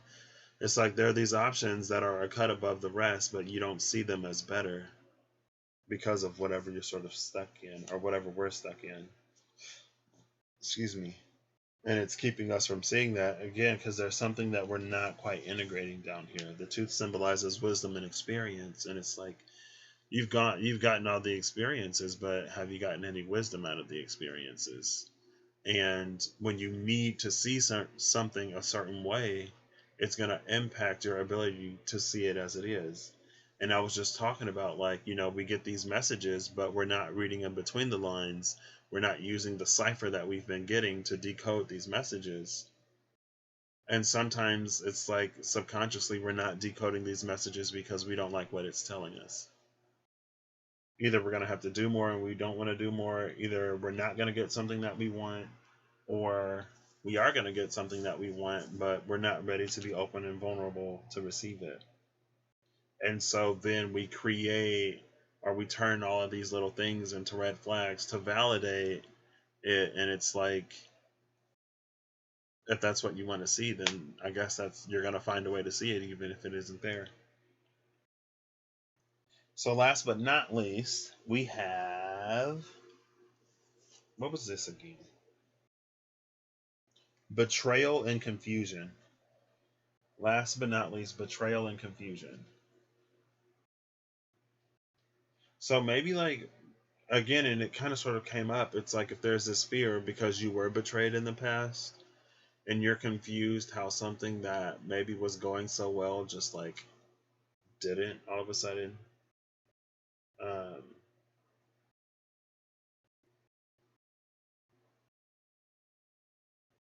sorry. If you're confused by a betrayal and you don't see the truth behind it, it's almost like you're hypersensitive. And that can also be the Seven of Wands. Hypersensitive. And so again, it's like you're turning these molehills into mountains.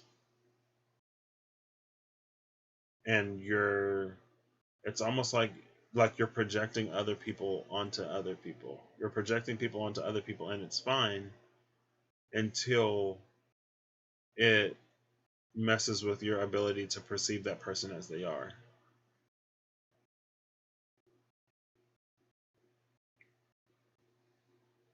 And it's very much like a hindsight is 2020 type energy. We may be getting some hindsight into situations that weren't quite what we thought they were. Right? It's very much so that like I had all of my attention on this thing, this situation, this person, but it was something on the outside, something over here that was actually causing all the trouble.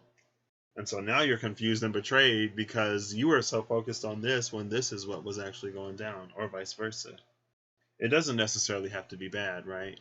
It's like you put all your eggs in this basket, and this is the horse that actually won the race, but something in your intuition told you to put your money on this horse, but you looked at the horse's record, or you allowed somebody else to convince you that another horse was better, or you think you overheard a conversation, and you're like, oh, they know who's really going to win, so I'm going to bet on who they bet on. But then another horse surprises everybody. But something within you initially knew to bet on that horse.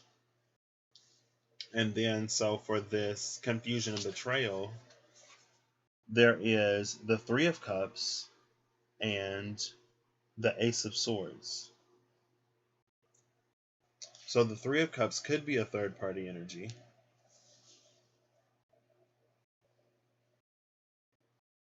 Could be.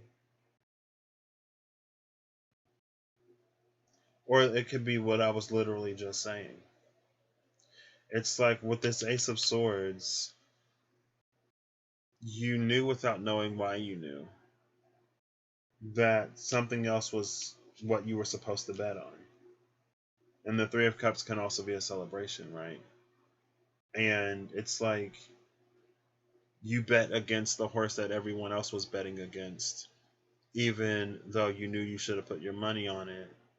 And so now it's got you like all kinds of discombobulated. It could also be that there was some kind of third party energy involved, and you knew that there was a third party energy involved over here with this being here, but you didn't want to accept it. You wanted to celebrate anyway. You wanted to focus more on the outcome that you were focused on than receive the truth of the information. And it's like, it's time to stop all of this.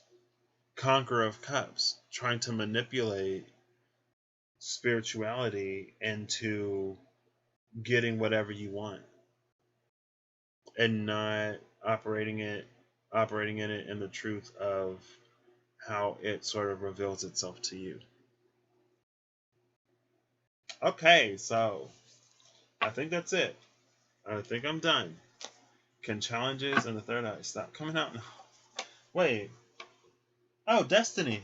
Destiny in the third eye. Destiny came out earlier, and because Wisdom came out with the third eye, and Destiny was at the bottom of the deck. Again, all of this is destined, but you're supposed to like decode the message, right?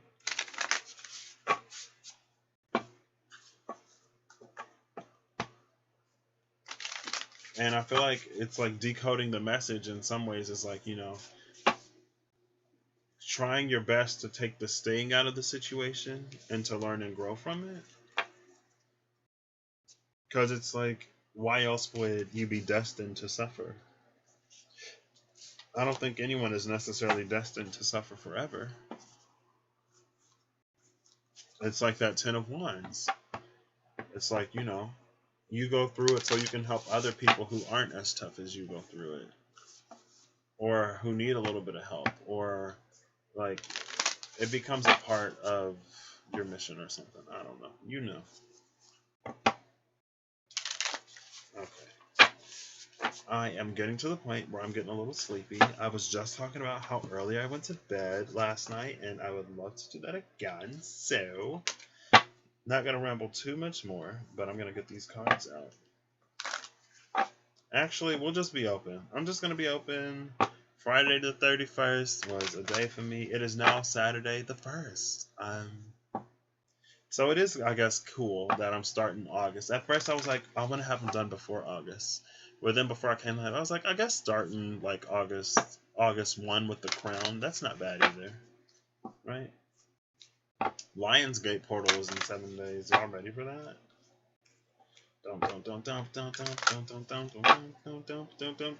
I think my pivot is coming up. I think my modify is coming up. I know what my card is for August. And then my card for September is lit. September, October, November, lit. December, question mark. But before this, and the cards I pulled for myself this year, girl, May was a mystery month for me. May, I got a title card for May. So I was like, going into May super hopeful. I was so hopeful. I was like, oh, it's happening this month. I know it. I had this whole conversation planned. Like, you want to know how I know? Because, like, it was my mystery card month. And so what else would it be? A mystery. But what happened at the end of May that made me do June and July the way I did, especially June, but now even coming into July and moving forward, just, yeah, mystery card. Who would have guessed? But yeah, the later half of the year looks better for me. I don't think I'm going to pull cards again, honestly, because I'm not a fan of the energy. I'd rather be surprised. I'd rather be surprised. Because I'm just like, oh, like, you know? Okay. We're going to do 3. And that's where we're going to leave this. And we're going to go looking. So bottom of the deck is Celestial Assistance. This is that 5. Number 5, Celestial Assistance. Celestial Assistance was at the bottom of the deck when I put the cards away the other day. And I was talking about these moments of great change that are divinely inspired. Also going back to the 5 of Swords, how we need to be tough and resilient right now through these challenges. And it's navigating through these challenges. It's through being tough and resilient and uncovering more and more and more of our strength and resilience that we become more and more and more of who we are. And for some folks, like, that's part of the test that you're in right now, right? It's like Spirit may have pulled back a little bit from you, but it's to get you to rise a little bit and to get you to discover more of who you are. And that's why I love 5 being a number of change, but for humans also a number of challenge, but for the divine a number of beauty, because change is the opportunity that brings wish fulfillment and so many other things. But a Celestial Assistance coming out right off the bat. And again with this 5 and that 7 of Wands, when I was like, you are so 2 of Wands, dead set on your vision, that with these other 5 Wands, you're not allowing it to change, even if it's for the better. And it's like you're holding on to it out of a sense of fear and negativity to prevent something from happening again. And then here we got this Celestial Assistance with the number 5, like, let us show you how beautiful it can be. Someone is scared, y'all. They scared. They so scared. Celestial Assistance with Majestic Eminence. I love it. We're looking for the Crown Portal. Oh, it's right here. Okay, work. So the Crown Portal was between Higher Perspective and Manifestation. Look at the cards at the bottom. Celestial Assistance, Majestic Eminence, Higher Perspective, Manifestation. Love it.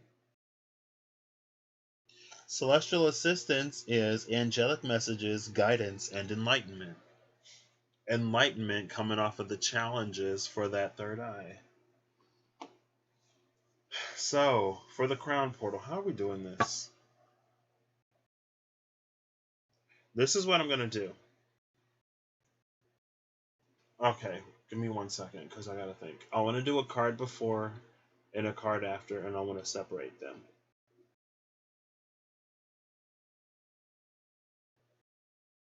So, light precedes the pigment. So, more aligned would be, oh, this is going to be so interesting. More aligned is going to be on the light side, the card before the significator. On the dark side is going to be the card after, because light precedes the vision, right? Because like first the light is shown out and then the eye picks it up.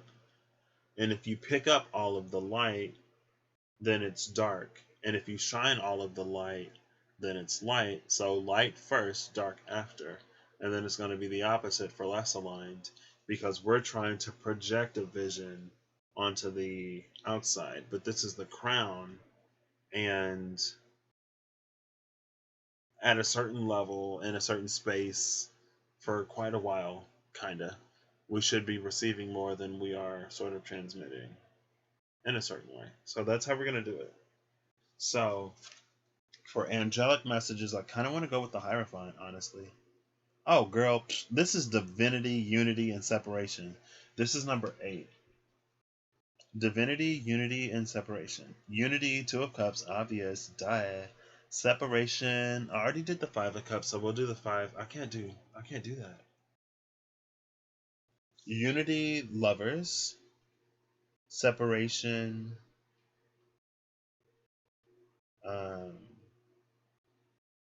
the 5 of Pentacles.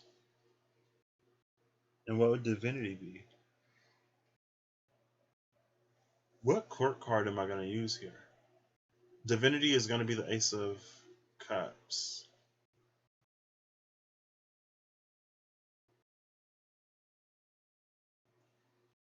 Ace of Cups, Lovers, Five of Pentacles.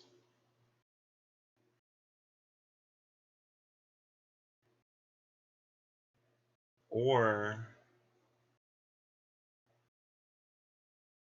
I was kind of, well, Angelic Messages was the Hierophant for some reason. I kind of want to put the Hierophant in here. Divinity? No. Unity? It could be in a marriage sense, but no. Unity could also be the Four of Wands. And then separation. We're doing, okay, so yeah, we're going to do it how I said. For Divinity, we're doing Ace of Cups. For Unity, we're doing the Lovers. And for separation, we could do, no, I was going to say we could do the Devil, because the Devil has the Lovers chained in a lot of decks, but it's like, nah. Yeah, Ace of Cups, Lovers, Five of Coins. Okay, so show me that Ace of Cups, please. So, first card out is the Conqueror of Swords, and the Two of Swords, and the Three of Coins. Excuse me, with the Conqueror of Swords, I feel like it's interesting. It's someone who's trying to, Conquerors are manipulators now, all of a sudden. Maybe not still, because that was a card of challenges. So the Conqueror of Swords is one who's trying to be in charge of their own mind. But in trying to be in charge of their own mind, there's a question of how to handle and perceive things that you've never dealt with before, right? It's like, well, if I take control of my own mind and I come across a new situation, but I don't have any context for the situation, then how am I supposed to perceive the situation? And then with the Three of Pentacles, I think the answer to that question is by finding sources of information that you can trust, number one, and number two, still verifying and validating that information within yourself, right? Instead of just trusting whatever they say because they're smarter, older, or because they've been on the journey longer than you have, or whatever.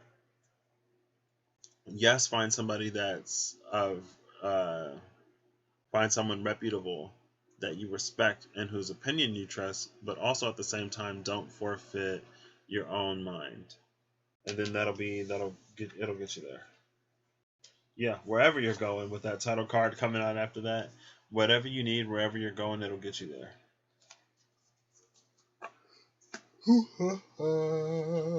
Excuse me. Oh, I'm so ready for bed. Oh, the Sovereign of Coins. Oh, the Eight of Coins. I saw the Sovereign of Coins and the Sovereign of Cups, but the Eight of Coins is between them. So, hey. There's that Hierophant. The Hierophant is with the Lovers. Oh my gosh. We'll see if they still come out together. That Hierophant, it probably will, because it's an energy that I was feeling. The Magi, the Tower, the Star. Somebody is manifesting these tower moments to get to that wish fulfillment star. Somebody, it's like, let's turn up the difficulty is what I just heard. Somebody is really about to, somebody is about to do everything. Somebody is about to make up for lost time. The Hanged One and the Fool. They've been stalled for long enough. They are ready to leap, and they know, or they can feel, that there may be some things that they were supposed to get. This person doesn't mind playing catch up. And they are about to just like gag everybody.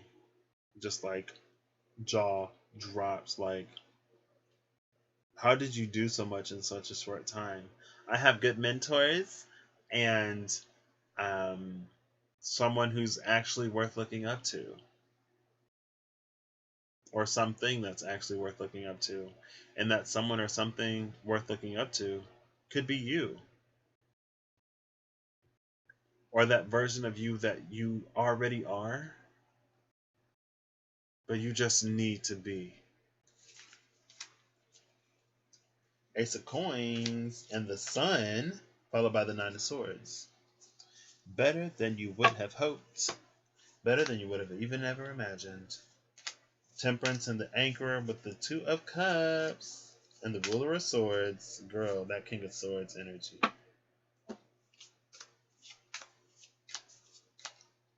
Ace of Swords. Ooh, girl. Okay. So the card before is more aligned. The card after is less. But I also want to make sure I do this the right way. Oh, who is this? The Four of Cups is at the bottom of the deck. I wasn't gonna. I had the thought to look at the bottom of the deck, but I was like, no, I'm not gonna look at the bottom every time. So when I set it down, it kind of slid off a little bit. So we're looking at the Four of Cups. The Four of Cups is someone.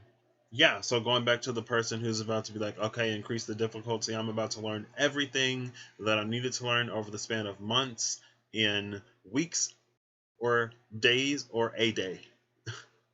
I'm about to be ready. Increase the difficulty because I want to get that thing that I missed out on before. Like, I know it's for me now and I want it. It's mine. It's mine and I want it. And whatever I got to do to get it, now I'm going to do.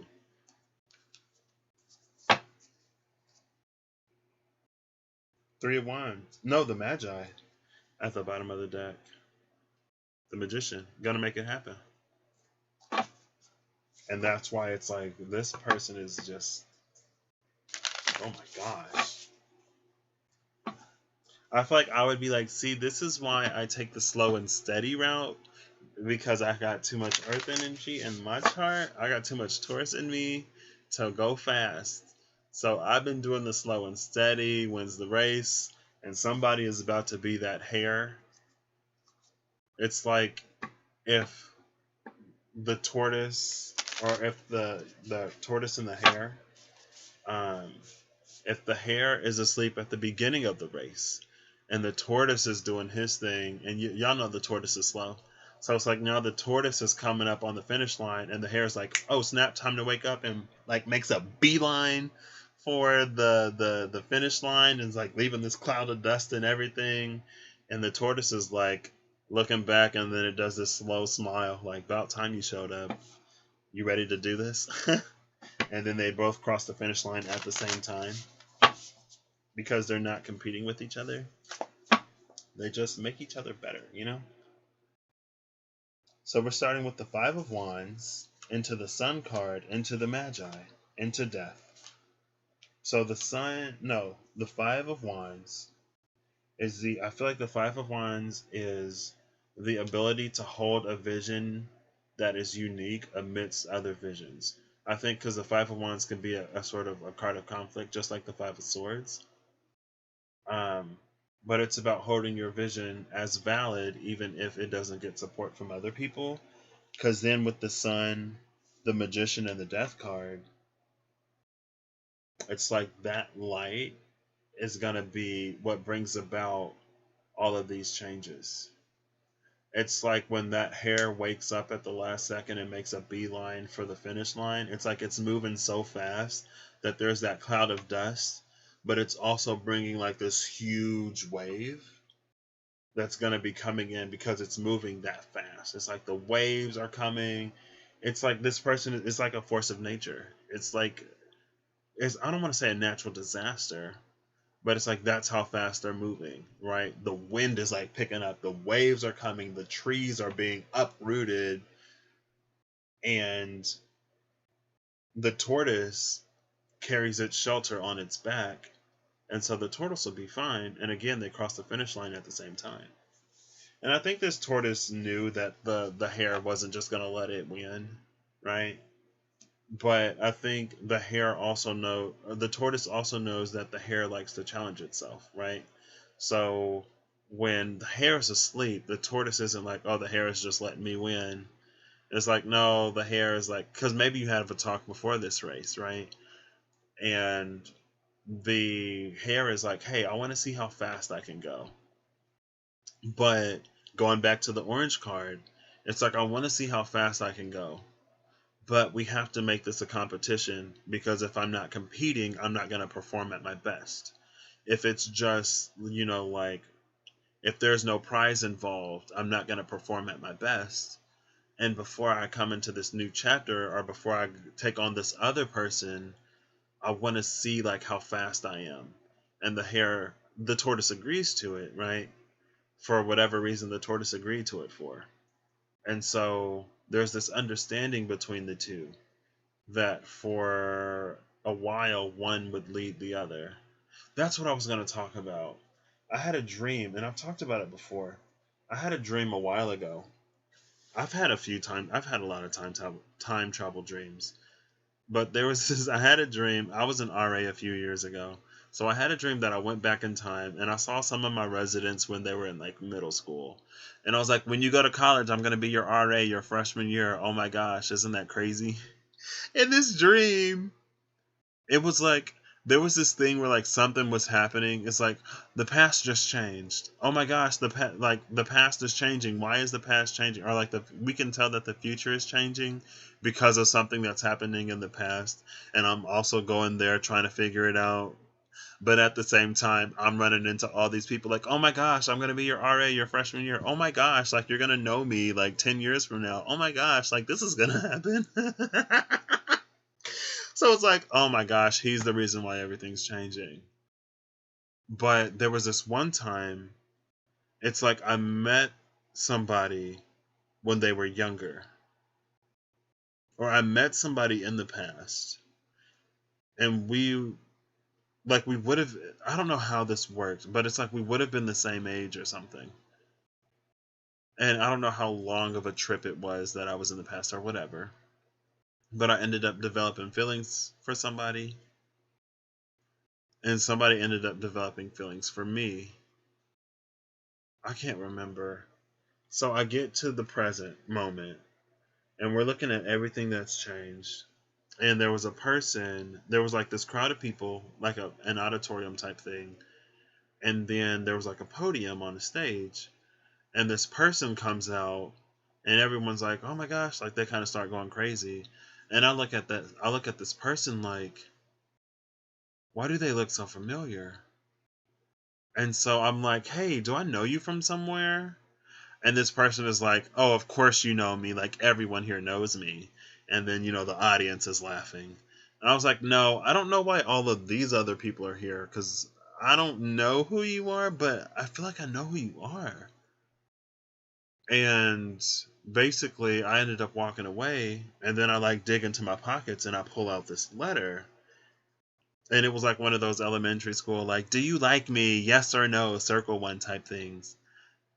And then I looked at the paper and I was like, that was the person that I met in the past.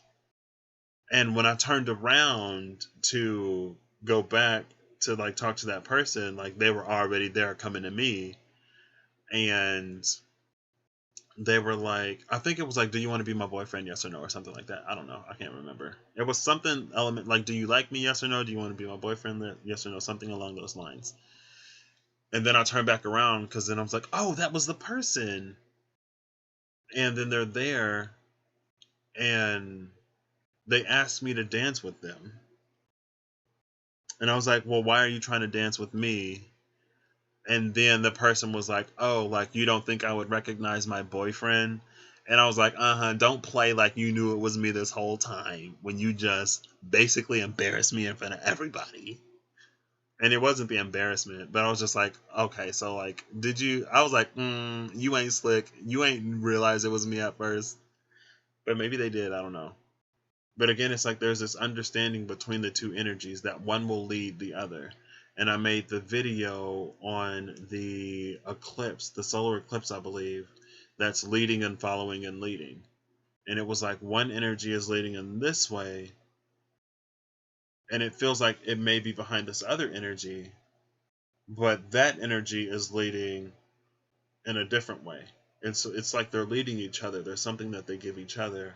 and one may be integrating and going through this while the other is integrating and going through something else. But it's like there's going to be this point where they meet, and then it's like they have to keep going, but then it's going to end up doing one of these things. You probably couldn't see that, so let's see. It's going to end up like doing one of these things where they meet, they cross paths, then they wrap back around and they cross again, and then eventually they end up on the same path. It's like they get intertwined, right? Like that. And so it's like they're going to help each other. And again, like that's the understanding between the tortoise and the hare. And so the tortoise doesn't necessarily feel like, oh, the hare is trying to let me win and blah, blah, blah, because he's not even trying. Because again, the hare can understand that it needs this advantage to make it interesting for the hare and to give the hare that competition that it needs, the urgency that it needs to really rise to the occasion. And this understanding could be something between energies that happens on a very, very subconscious, very deep level. So it's like you may not consciously understand this, but that could be one of the things that's kind of sort of running in the undertow. It would have been one of the things with this being in the crown portal. It's like it's one of the things that was already sort of predetermined when you're looking at the grand scheme of things. And that's another reason maybe why this angelic assistance is down here. That's like, okay, hare, it's time to wake up because tortoise is getting really close to that finish line. And this is how you said you wanted it. And then angelic assistance is like, okay, hare, like, don't be upset. Hare is going to wake up in a second, like they always do at the last minute. And then they blow your mind and you're just like, oh my gosh, you're amazing. And then the hare is like, yeah, I know. Also, you got like much further, much quicker this time. Have you been training? Have you been practicing? And I think maybe the tortoise kind of did think it was going to win this time. I think tortoise might have thought like, hey, I'm a little faster. I've gotten a little faster than hare thinks I am. So maybe I'll be able to cross the line before like hare even shows up. It could also be the case that like they look at the speeds that they go and they make it comparable. So it's like the hare, like this is the finish line. The hare starts here, or the tortoise starts here, and the hare starts like all the way down here. And they start at the same time, and then boom, like they reach at the same time or whatever, right? And so that's why like the tortoise is like, I'm a little bit faster than hare thinks, so I might be able to win it this time. And then hare is like, again, like hare is doing it this way because it's trying to push itself outside of, it's trying to expand, it's trying to push itself, it's trying to grow, right? And they have such a deep understanding of each other, and like there's going to be no hard feelings and stuff like that, so that also plays a factor, right? It's just interesting how that kind of sort of worked, I guess. I don't know. And then we have the Seeker of Cups right here, followed by the Two of Cups, and that's actually what I'm looking for. I forgot. I'm looking for the Two of Cups. No, I'm still looking for that Ace of Cups. And I'm not doing the Two of Cups for Unity. I'm doing the Lovers. See, I already forgot. Goodness. So interesting, some of these things sometimes.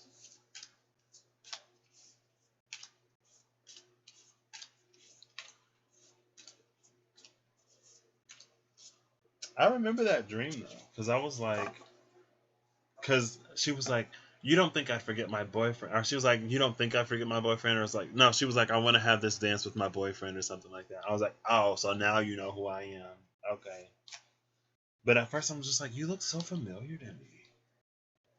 And then there was something about cloaking or like trying to hide somebody, but it's a resonance that it's like that the star that cuts through the darkness. It's kind of sort of like that. It's like no matter how you try to hide this, it's like, oh my gosh, we just got a 6, 7, 8. So the Six of Swords into the Seven of Swords,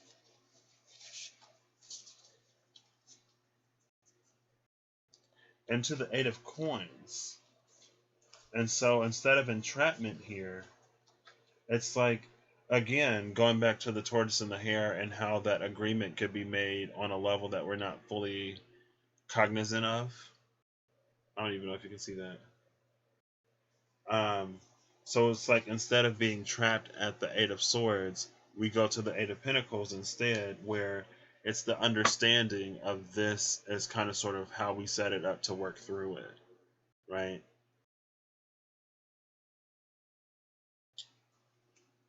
Instead of feeling entrapment. And then we have the Devil and Temperance together, which is the angel and the devil. So, exactly. Ace of Wands, Ace of Swords. Ace of Wands and Ace of Swords are together. Interesting, interesting, interesting, interesting. The Anchor and the Pillar are together. That's the Emperor and the Empress energy. So we got the Angel and the Devil together. The Emperor and the Empress together. It's like these, like, energies. Strength is with that Ten of Cups, followed by the Nine of Wands. So yeah, and then the Ten of Wands, and then the Five of Coins. So definitely goodness. It's gonna have to be whatchamacallit. The Five of Coins and the Five of Swords are together, and then the Ruler of Cups, King of Cups, is behind that.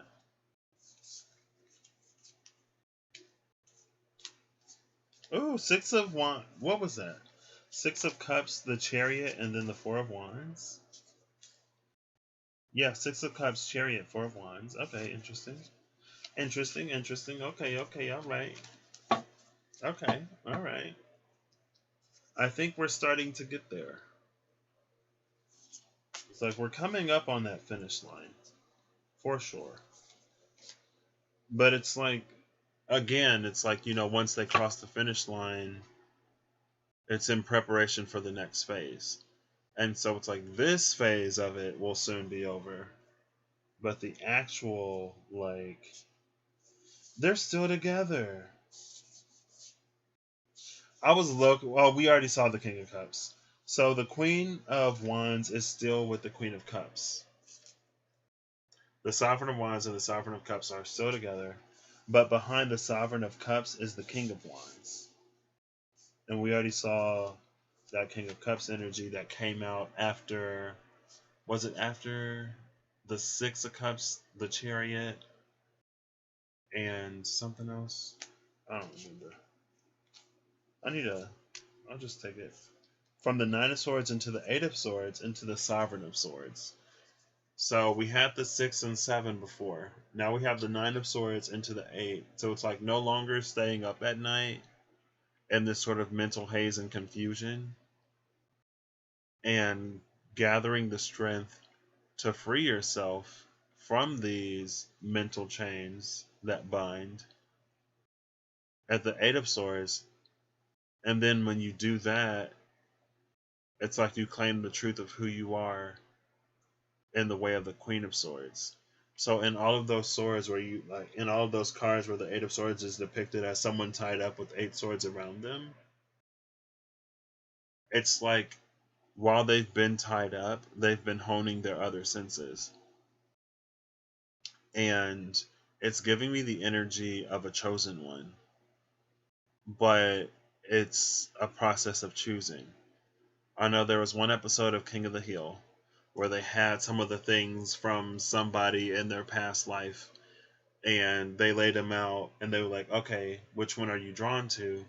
And it was depending on the resonance from the current incarnation with something of the previous incarnation that would verify that it is this. Or it's like, you know, if there is a selection of wands and one of the wands is the magic wand, and it quite often isn't the one that's the most ornate or the prettiest or the gaudiest, right? It's like the one that you'd least suspect. And I guess it goes back to, again, you're keeping your eye on one thing, but then there's something else completely going on. Or you thought it would look one way, but it comes to you in a different way. and then you have to challenge your ideas and your preconceptions to see if you can actually get an accurate conception of what it is. You have to leave the ideas and the thoughts that you have to check them at the door, essentially. And it's given me this energy of like choosing the one that is the right one amidst all of the others. One of those swords is Excalibur and will turn you into a king or queen. But there are 8 other swords around you. So it's almost again, and then here's this tower right here. I was going to say it's like taking advantage of that energy in some way. Because it's like, even though you've been blindfolded and stuff like that, what it's actually done is it's sharpened and honed your other senses. It's gotten you closer to, spirituality. A lot of people go through dark nights, or a lot of people get more into their spirituality when they come out of a dark night, right? For a lot of people, that's how it works. And 3 of Pentacles into the 3 of Swords, there's that Ace of Cups we're looking for. Oh my gosh. I've seen the World card in this will be the 4th one that the World card pops out in. But this is interesting because the World is leading wait. Did I just pull this from here?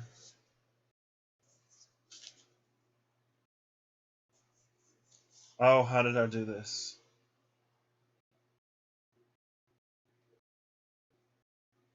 Yeah, I did. I did it this way, and then I did it that way.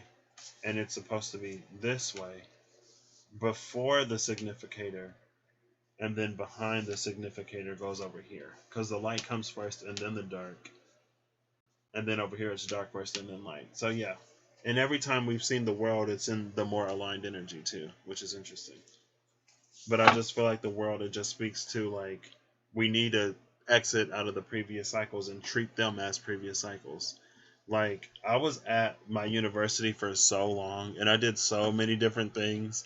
I was like, oh, in a past life I was an RA, in a past life I did this, in a past life I did that. And at one point it honestly felt like a past life. It was like I was there long enough, like the people were different, like several classes have graduated. My freshman graduated in May, and I'm still finishing my classes. And I see them and like, Patrick, they'd be like, Patrick, you're still here. You ain't graduated yet. And at first, one of them was like, well, you might as well wait until I graduate to graduate. And I was like, I am not doing that. But, Friday the 31st, we're doing all kinds of things that we didn't expect to be doing. It's fine. So now we're going to look around the lovers. First card out is the Two of Wands, into the Sovereign of Wands and the High Sage. The Two of Wands is a space of impasse or crossroads. Crossroads can turn into an impasse if you're indecisive, because then you'll just be there forever. But then we have the Queen of Wands, the Sovereign of Wands, which is making a choice. And it's the choice that's most aligned with the self, and it's the choice that most puts one in their own power. But it's not putting you in your own power in that like fear and negativity, clairvoyance and clarity type of energy, where you need to see something a certain way in order to re-establish the narrative that you already have going. It's not that. It's like putting you in your actual power. And then we have this High Sage, which is you getting that power. And you will know when you're on the road you'll know when you're on the road of alignment by what it brings you in your physical life. It's like you'll feel the expansion and you'll feel the connection. And then we have Judgment right here. Exactly. Oh, well, here's the lovers. So before and after. Oh my gosh. Judgment and Death. And then the Six of Wands is behind it. So again, that's pretty close. So the High Sage is going to be at the bottom of the deck. It's like when you're in that space, you'll be able to feel the alignment in a way that hits you when you're not out of it. Like, it's like first you didn't have it. And again, it's like this energy where we come closer and closer together. It's like at first you don't know. And then there's this moment of interaction. where things change. And depending on the space it happens in, it's like it opens you up to the world. And so you go out and you explore the world. And both, like, and that's also the energy of the Two of Wands, especially in the Pride Tarot. It speaks of two people who have the same idea, but a different way of executing it. And maybe they can't see eye to eye. And so they go their separate ways in interpreting the singular vision. But it's like, so like there are things that you both want, and then you come into the space of not being together anymore. And then you sort of realize and recognize what you had in this space, and so you start to come back together. And so it's like now you're in the energetic sort of frequency of being together, right? And this is done.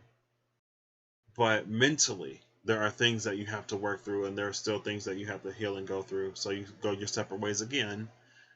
But it's like you're still separate, but that spiritual point has happened. Now we're doing all of the mental things, and we're coming back together, boom. And then that mental point happens. And now we're doing all of the physical things to align or put ourselves on a physical path of like physically coming back together. And then when you hit that physical alignment after the spiritual and then the mental, now we come back together at the physical and we like go forward together. I don't know. It's how it's coming to me, okay? But that is whatever I was talking about. Yeah, that's how it's like you can recognize, because at first you didn't know what it felt like. There was a period where you do feel like what it feels like to be in the vicinity of it. And then you keep moving for whatever reason. And so now you're missing it. But while you're missing it, it's like that was it. And so you try to come back. But before you can come fully back, you're like, wow, like that was it. Yeah, but I'm not ready. Like there's still more stuff I have to do. Right. But spiritually, boom, you're on the same page, and you realize that there's probably some mental, emotional healing or whatever. And so you go through that. Once you do that, boom, mentally you're done and ready and on the same page. And then physically, it's like you move the spirit and the mental, emotional forward, and you go through whatever you need to go through to declutter or to prepare for landing, prepare for takeoff, prepare for landing. I was like, at first it's like prepare for takeoff, and then things get crazy, and then it's like prepare for landing where we grounded.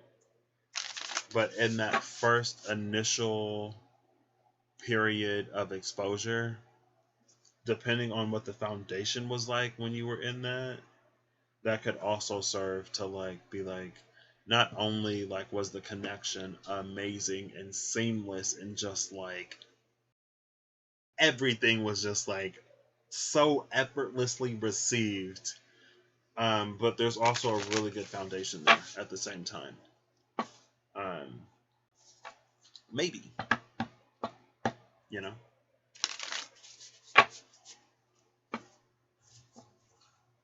And then it's like, if this is another person, and those like in these separate, and that's why I was saying like mentally, emotionally, you're doing this spiritual. Like first you get ready spiritually, and then you get ready mentally, emotionally, and then you put your physical in order to come together. So there's a lot of healing and growth and journeying that you do on your own. There's a lot of integrating your own light and shadow, healing your own past, getting through those blockages and stuff like that you're doing apart in these waves, so that you can come back together with whatever this is. And everything is going to be aligned and fine. First card out is the Nine of Cups, wish fulfillment with the Sovereign of Swords, Queen of Swords. And we just talked about that Queen of Swords, and then the Eight of Swords, and then the Nine of Swords. This is interesting because over here we literally just saw the Nine of Swords, the Eight of Swords, and then the Queen of Swords. Now we got the Queen of Swords, the Eight of Swords, and the Nine of Swords. So that was this. Now we're doing this. With the Nine of Cups, it's like someone is realizing what this is. With the Eight of Swords, depending on how it ended, they're going into their own mind. And then with the Nine of Swords, it's keeping them up.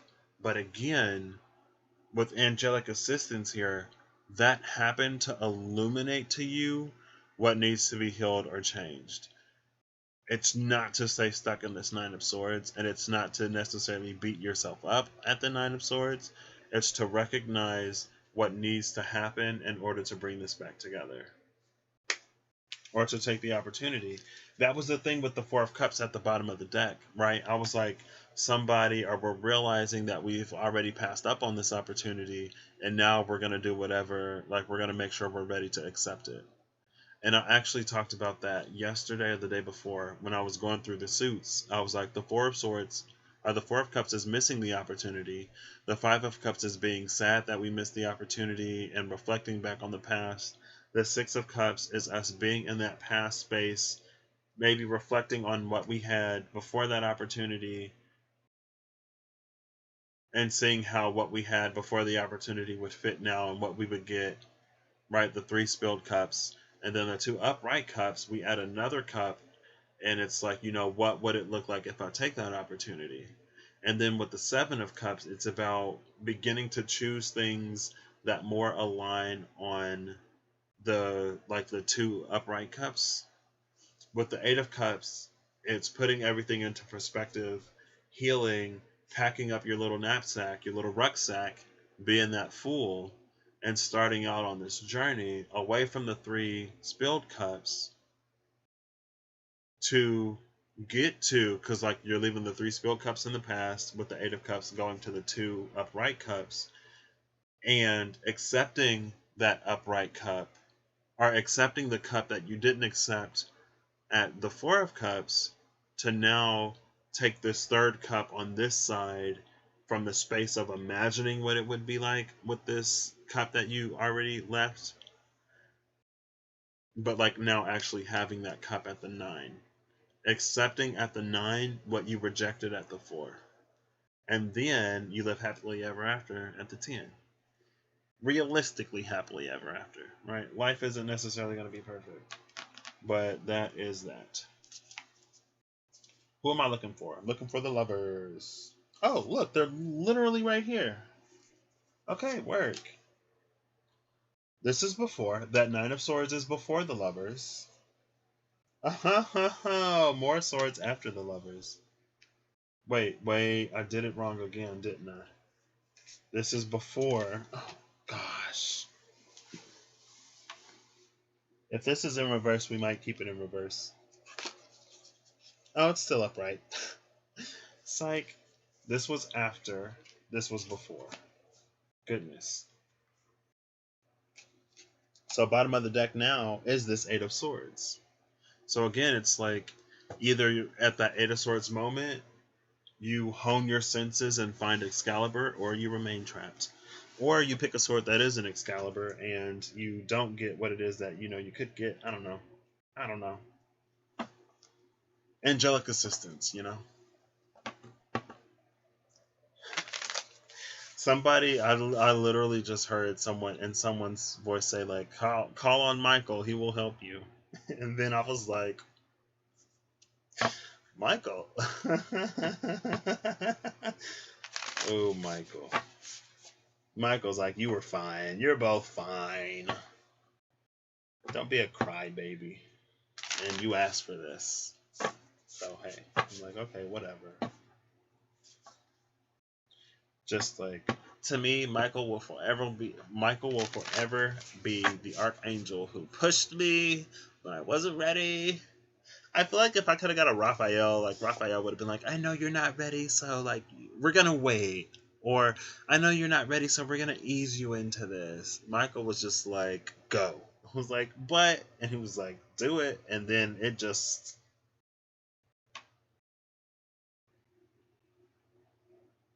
And now here we are.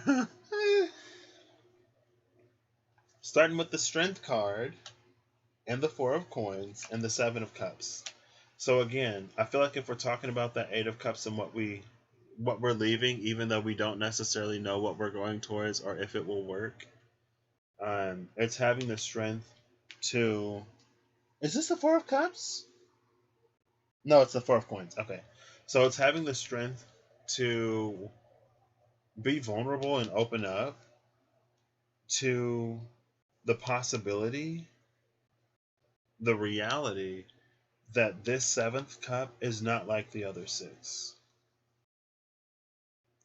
And that even if we can't see it, with this coming out for the crown portal, there's something within us where we just know it.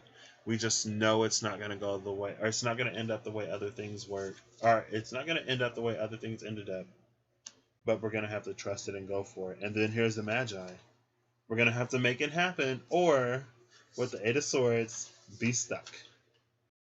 And the Tower still is after this, or the Tower now is after this Eight of Swords. Be stuck and fall apart, or make it happen with the Magician. Ooh, somebody is about to get a little, not antsy, but like, either you're going to do it or you're not going to do it. It's like we're reaching the end of the line, and if you don't transfer now, you're going to have to ride the whole line again, and then try to do it in another cycle. I don't know. Who am I looking for? Divinity, Unity. I was looking for the Five of Pentacles. For separation?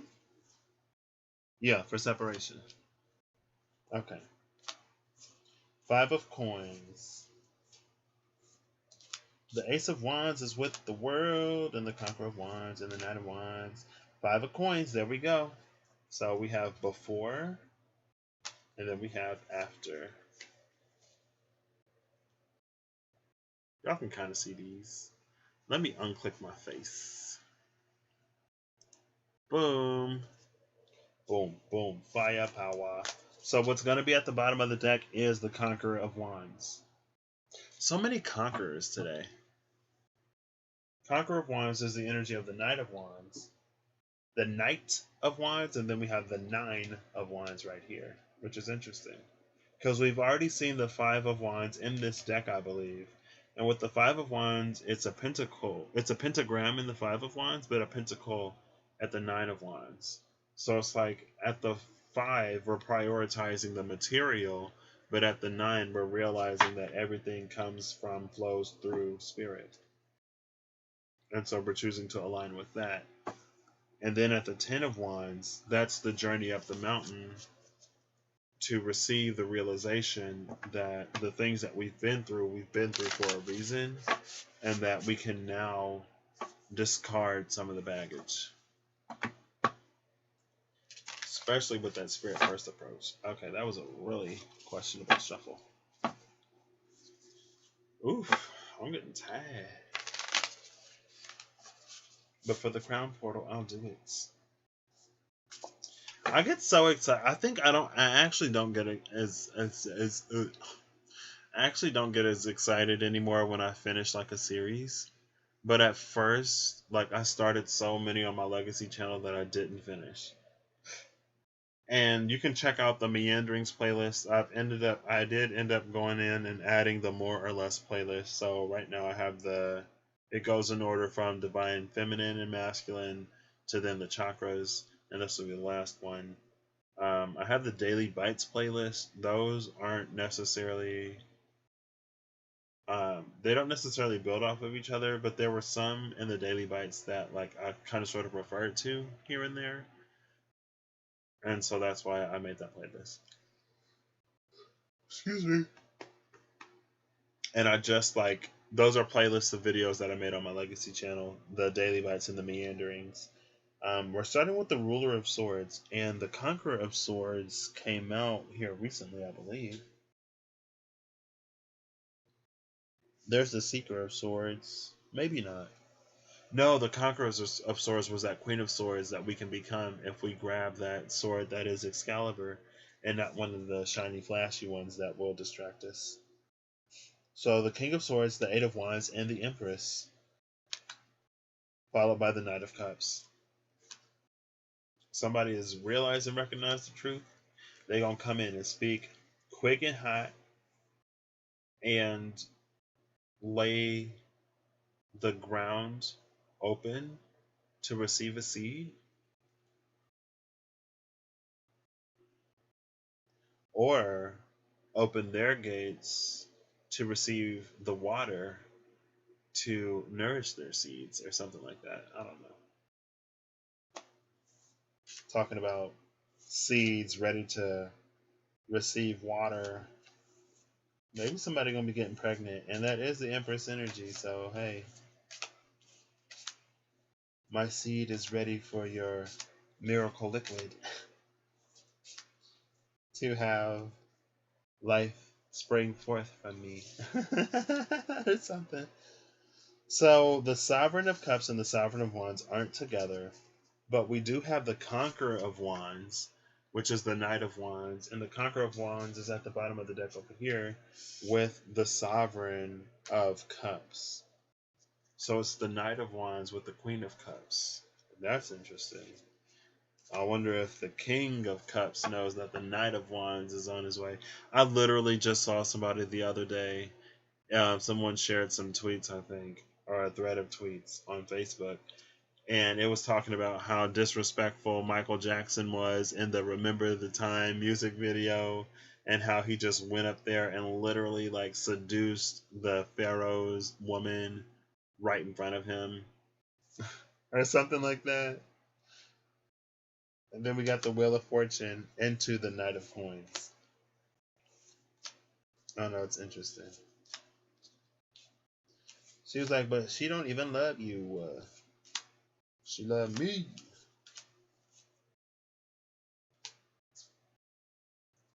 Don't nobody want you. Okay. What did he say? When I enter a room, people taking notice. And that's why you're really mad and lost your focus. So maybe you discovered that, like, for whatever reason, whenever like you started to shine, someone's jealousy really came out. Justice and Death and the Magician all together still. And so then it's like you kind of sort of saw their true colors in that way. Because someone who truly cares about you should love when you shine and should support your shine. But I guess also there can be insecurity, right? So some people are a little insecure, but some people just like genuinely don't want you to shine.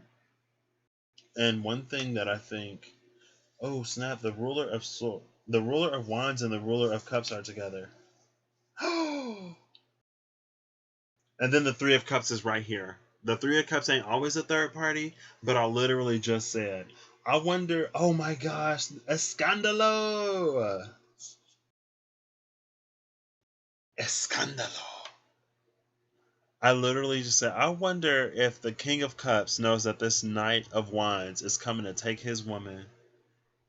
The King of Cups is with the King of Wands. So the Queen of Wands is entertaining the Knight of Wands, but the King of Wands is out there with but the King of Cups is out there with the King of Wands. I was not prepared for that. Maybe they parted amicably.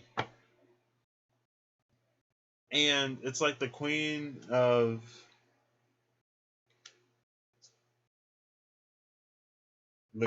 Cups is like, I need a man who wants me.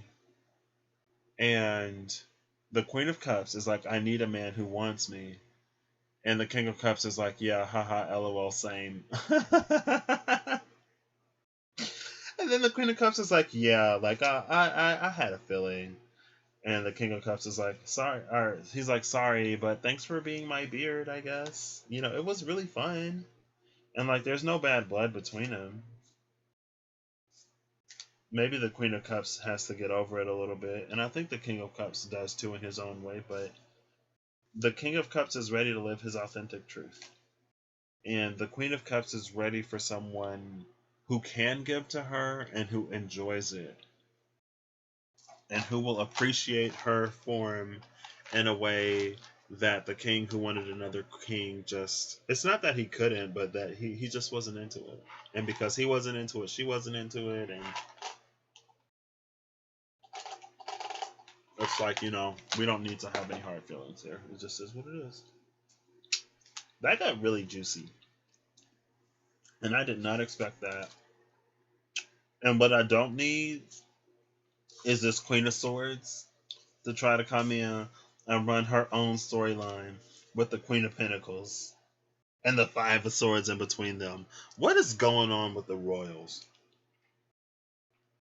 Girl, it's too much drama. What is going on? Now the Queen of Swords and the Queen of Pentacles are together. They might just be together kikiing about how they might be together kikiing about what's going on in the relationship between the King and the Queen of Cups and how they both entertain in fire signs. Five of Swords into the Five of Coins. Oh my gosh.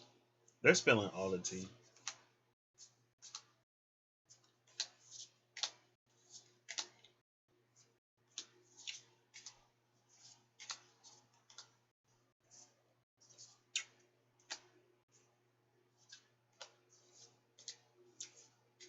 What am I looking for? Oh, that was the Five of Coins! I literally just saw the Five of Coins. I'm gonna reshuffle these and I'm gonna go back because I don't pick up cards. I was like, the Five of Swords, and then there's the Five of Coins. I should have picked up that Five of Swords. Oh goodness. Sometimes when that happens though, I take it either as A, the card wasn't next to the card it needs to be next to when it comes out, or B, there was a certain storyline that needed to be told, but that's not sort of like, it's like there was a piece of information to pick up before we actually like get to the card. So, or I made a mistake. Right? It's all about perception.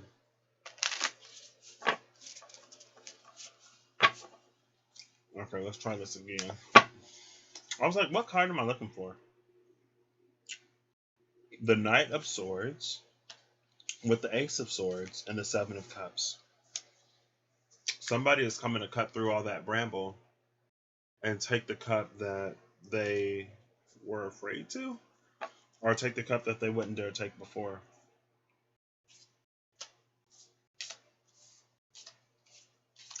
Okay, word.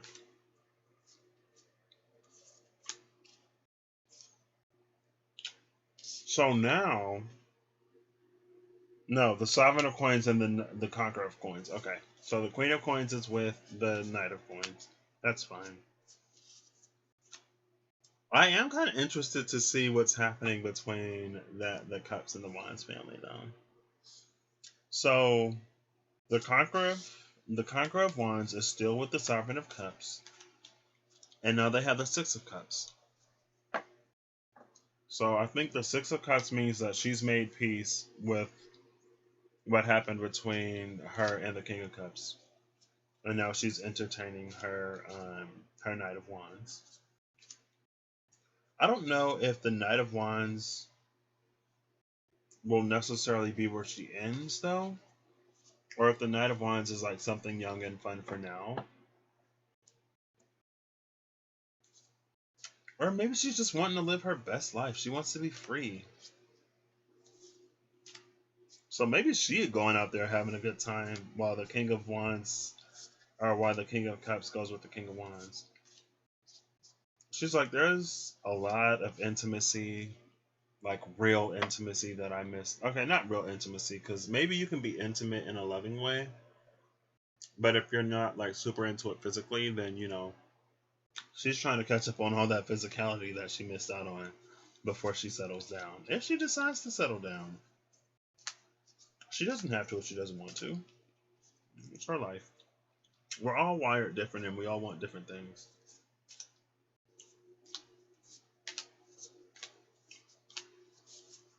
I'm looking for the Five of Coins. I'm looking for the Five of Coins. Don't let me forget.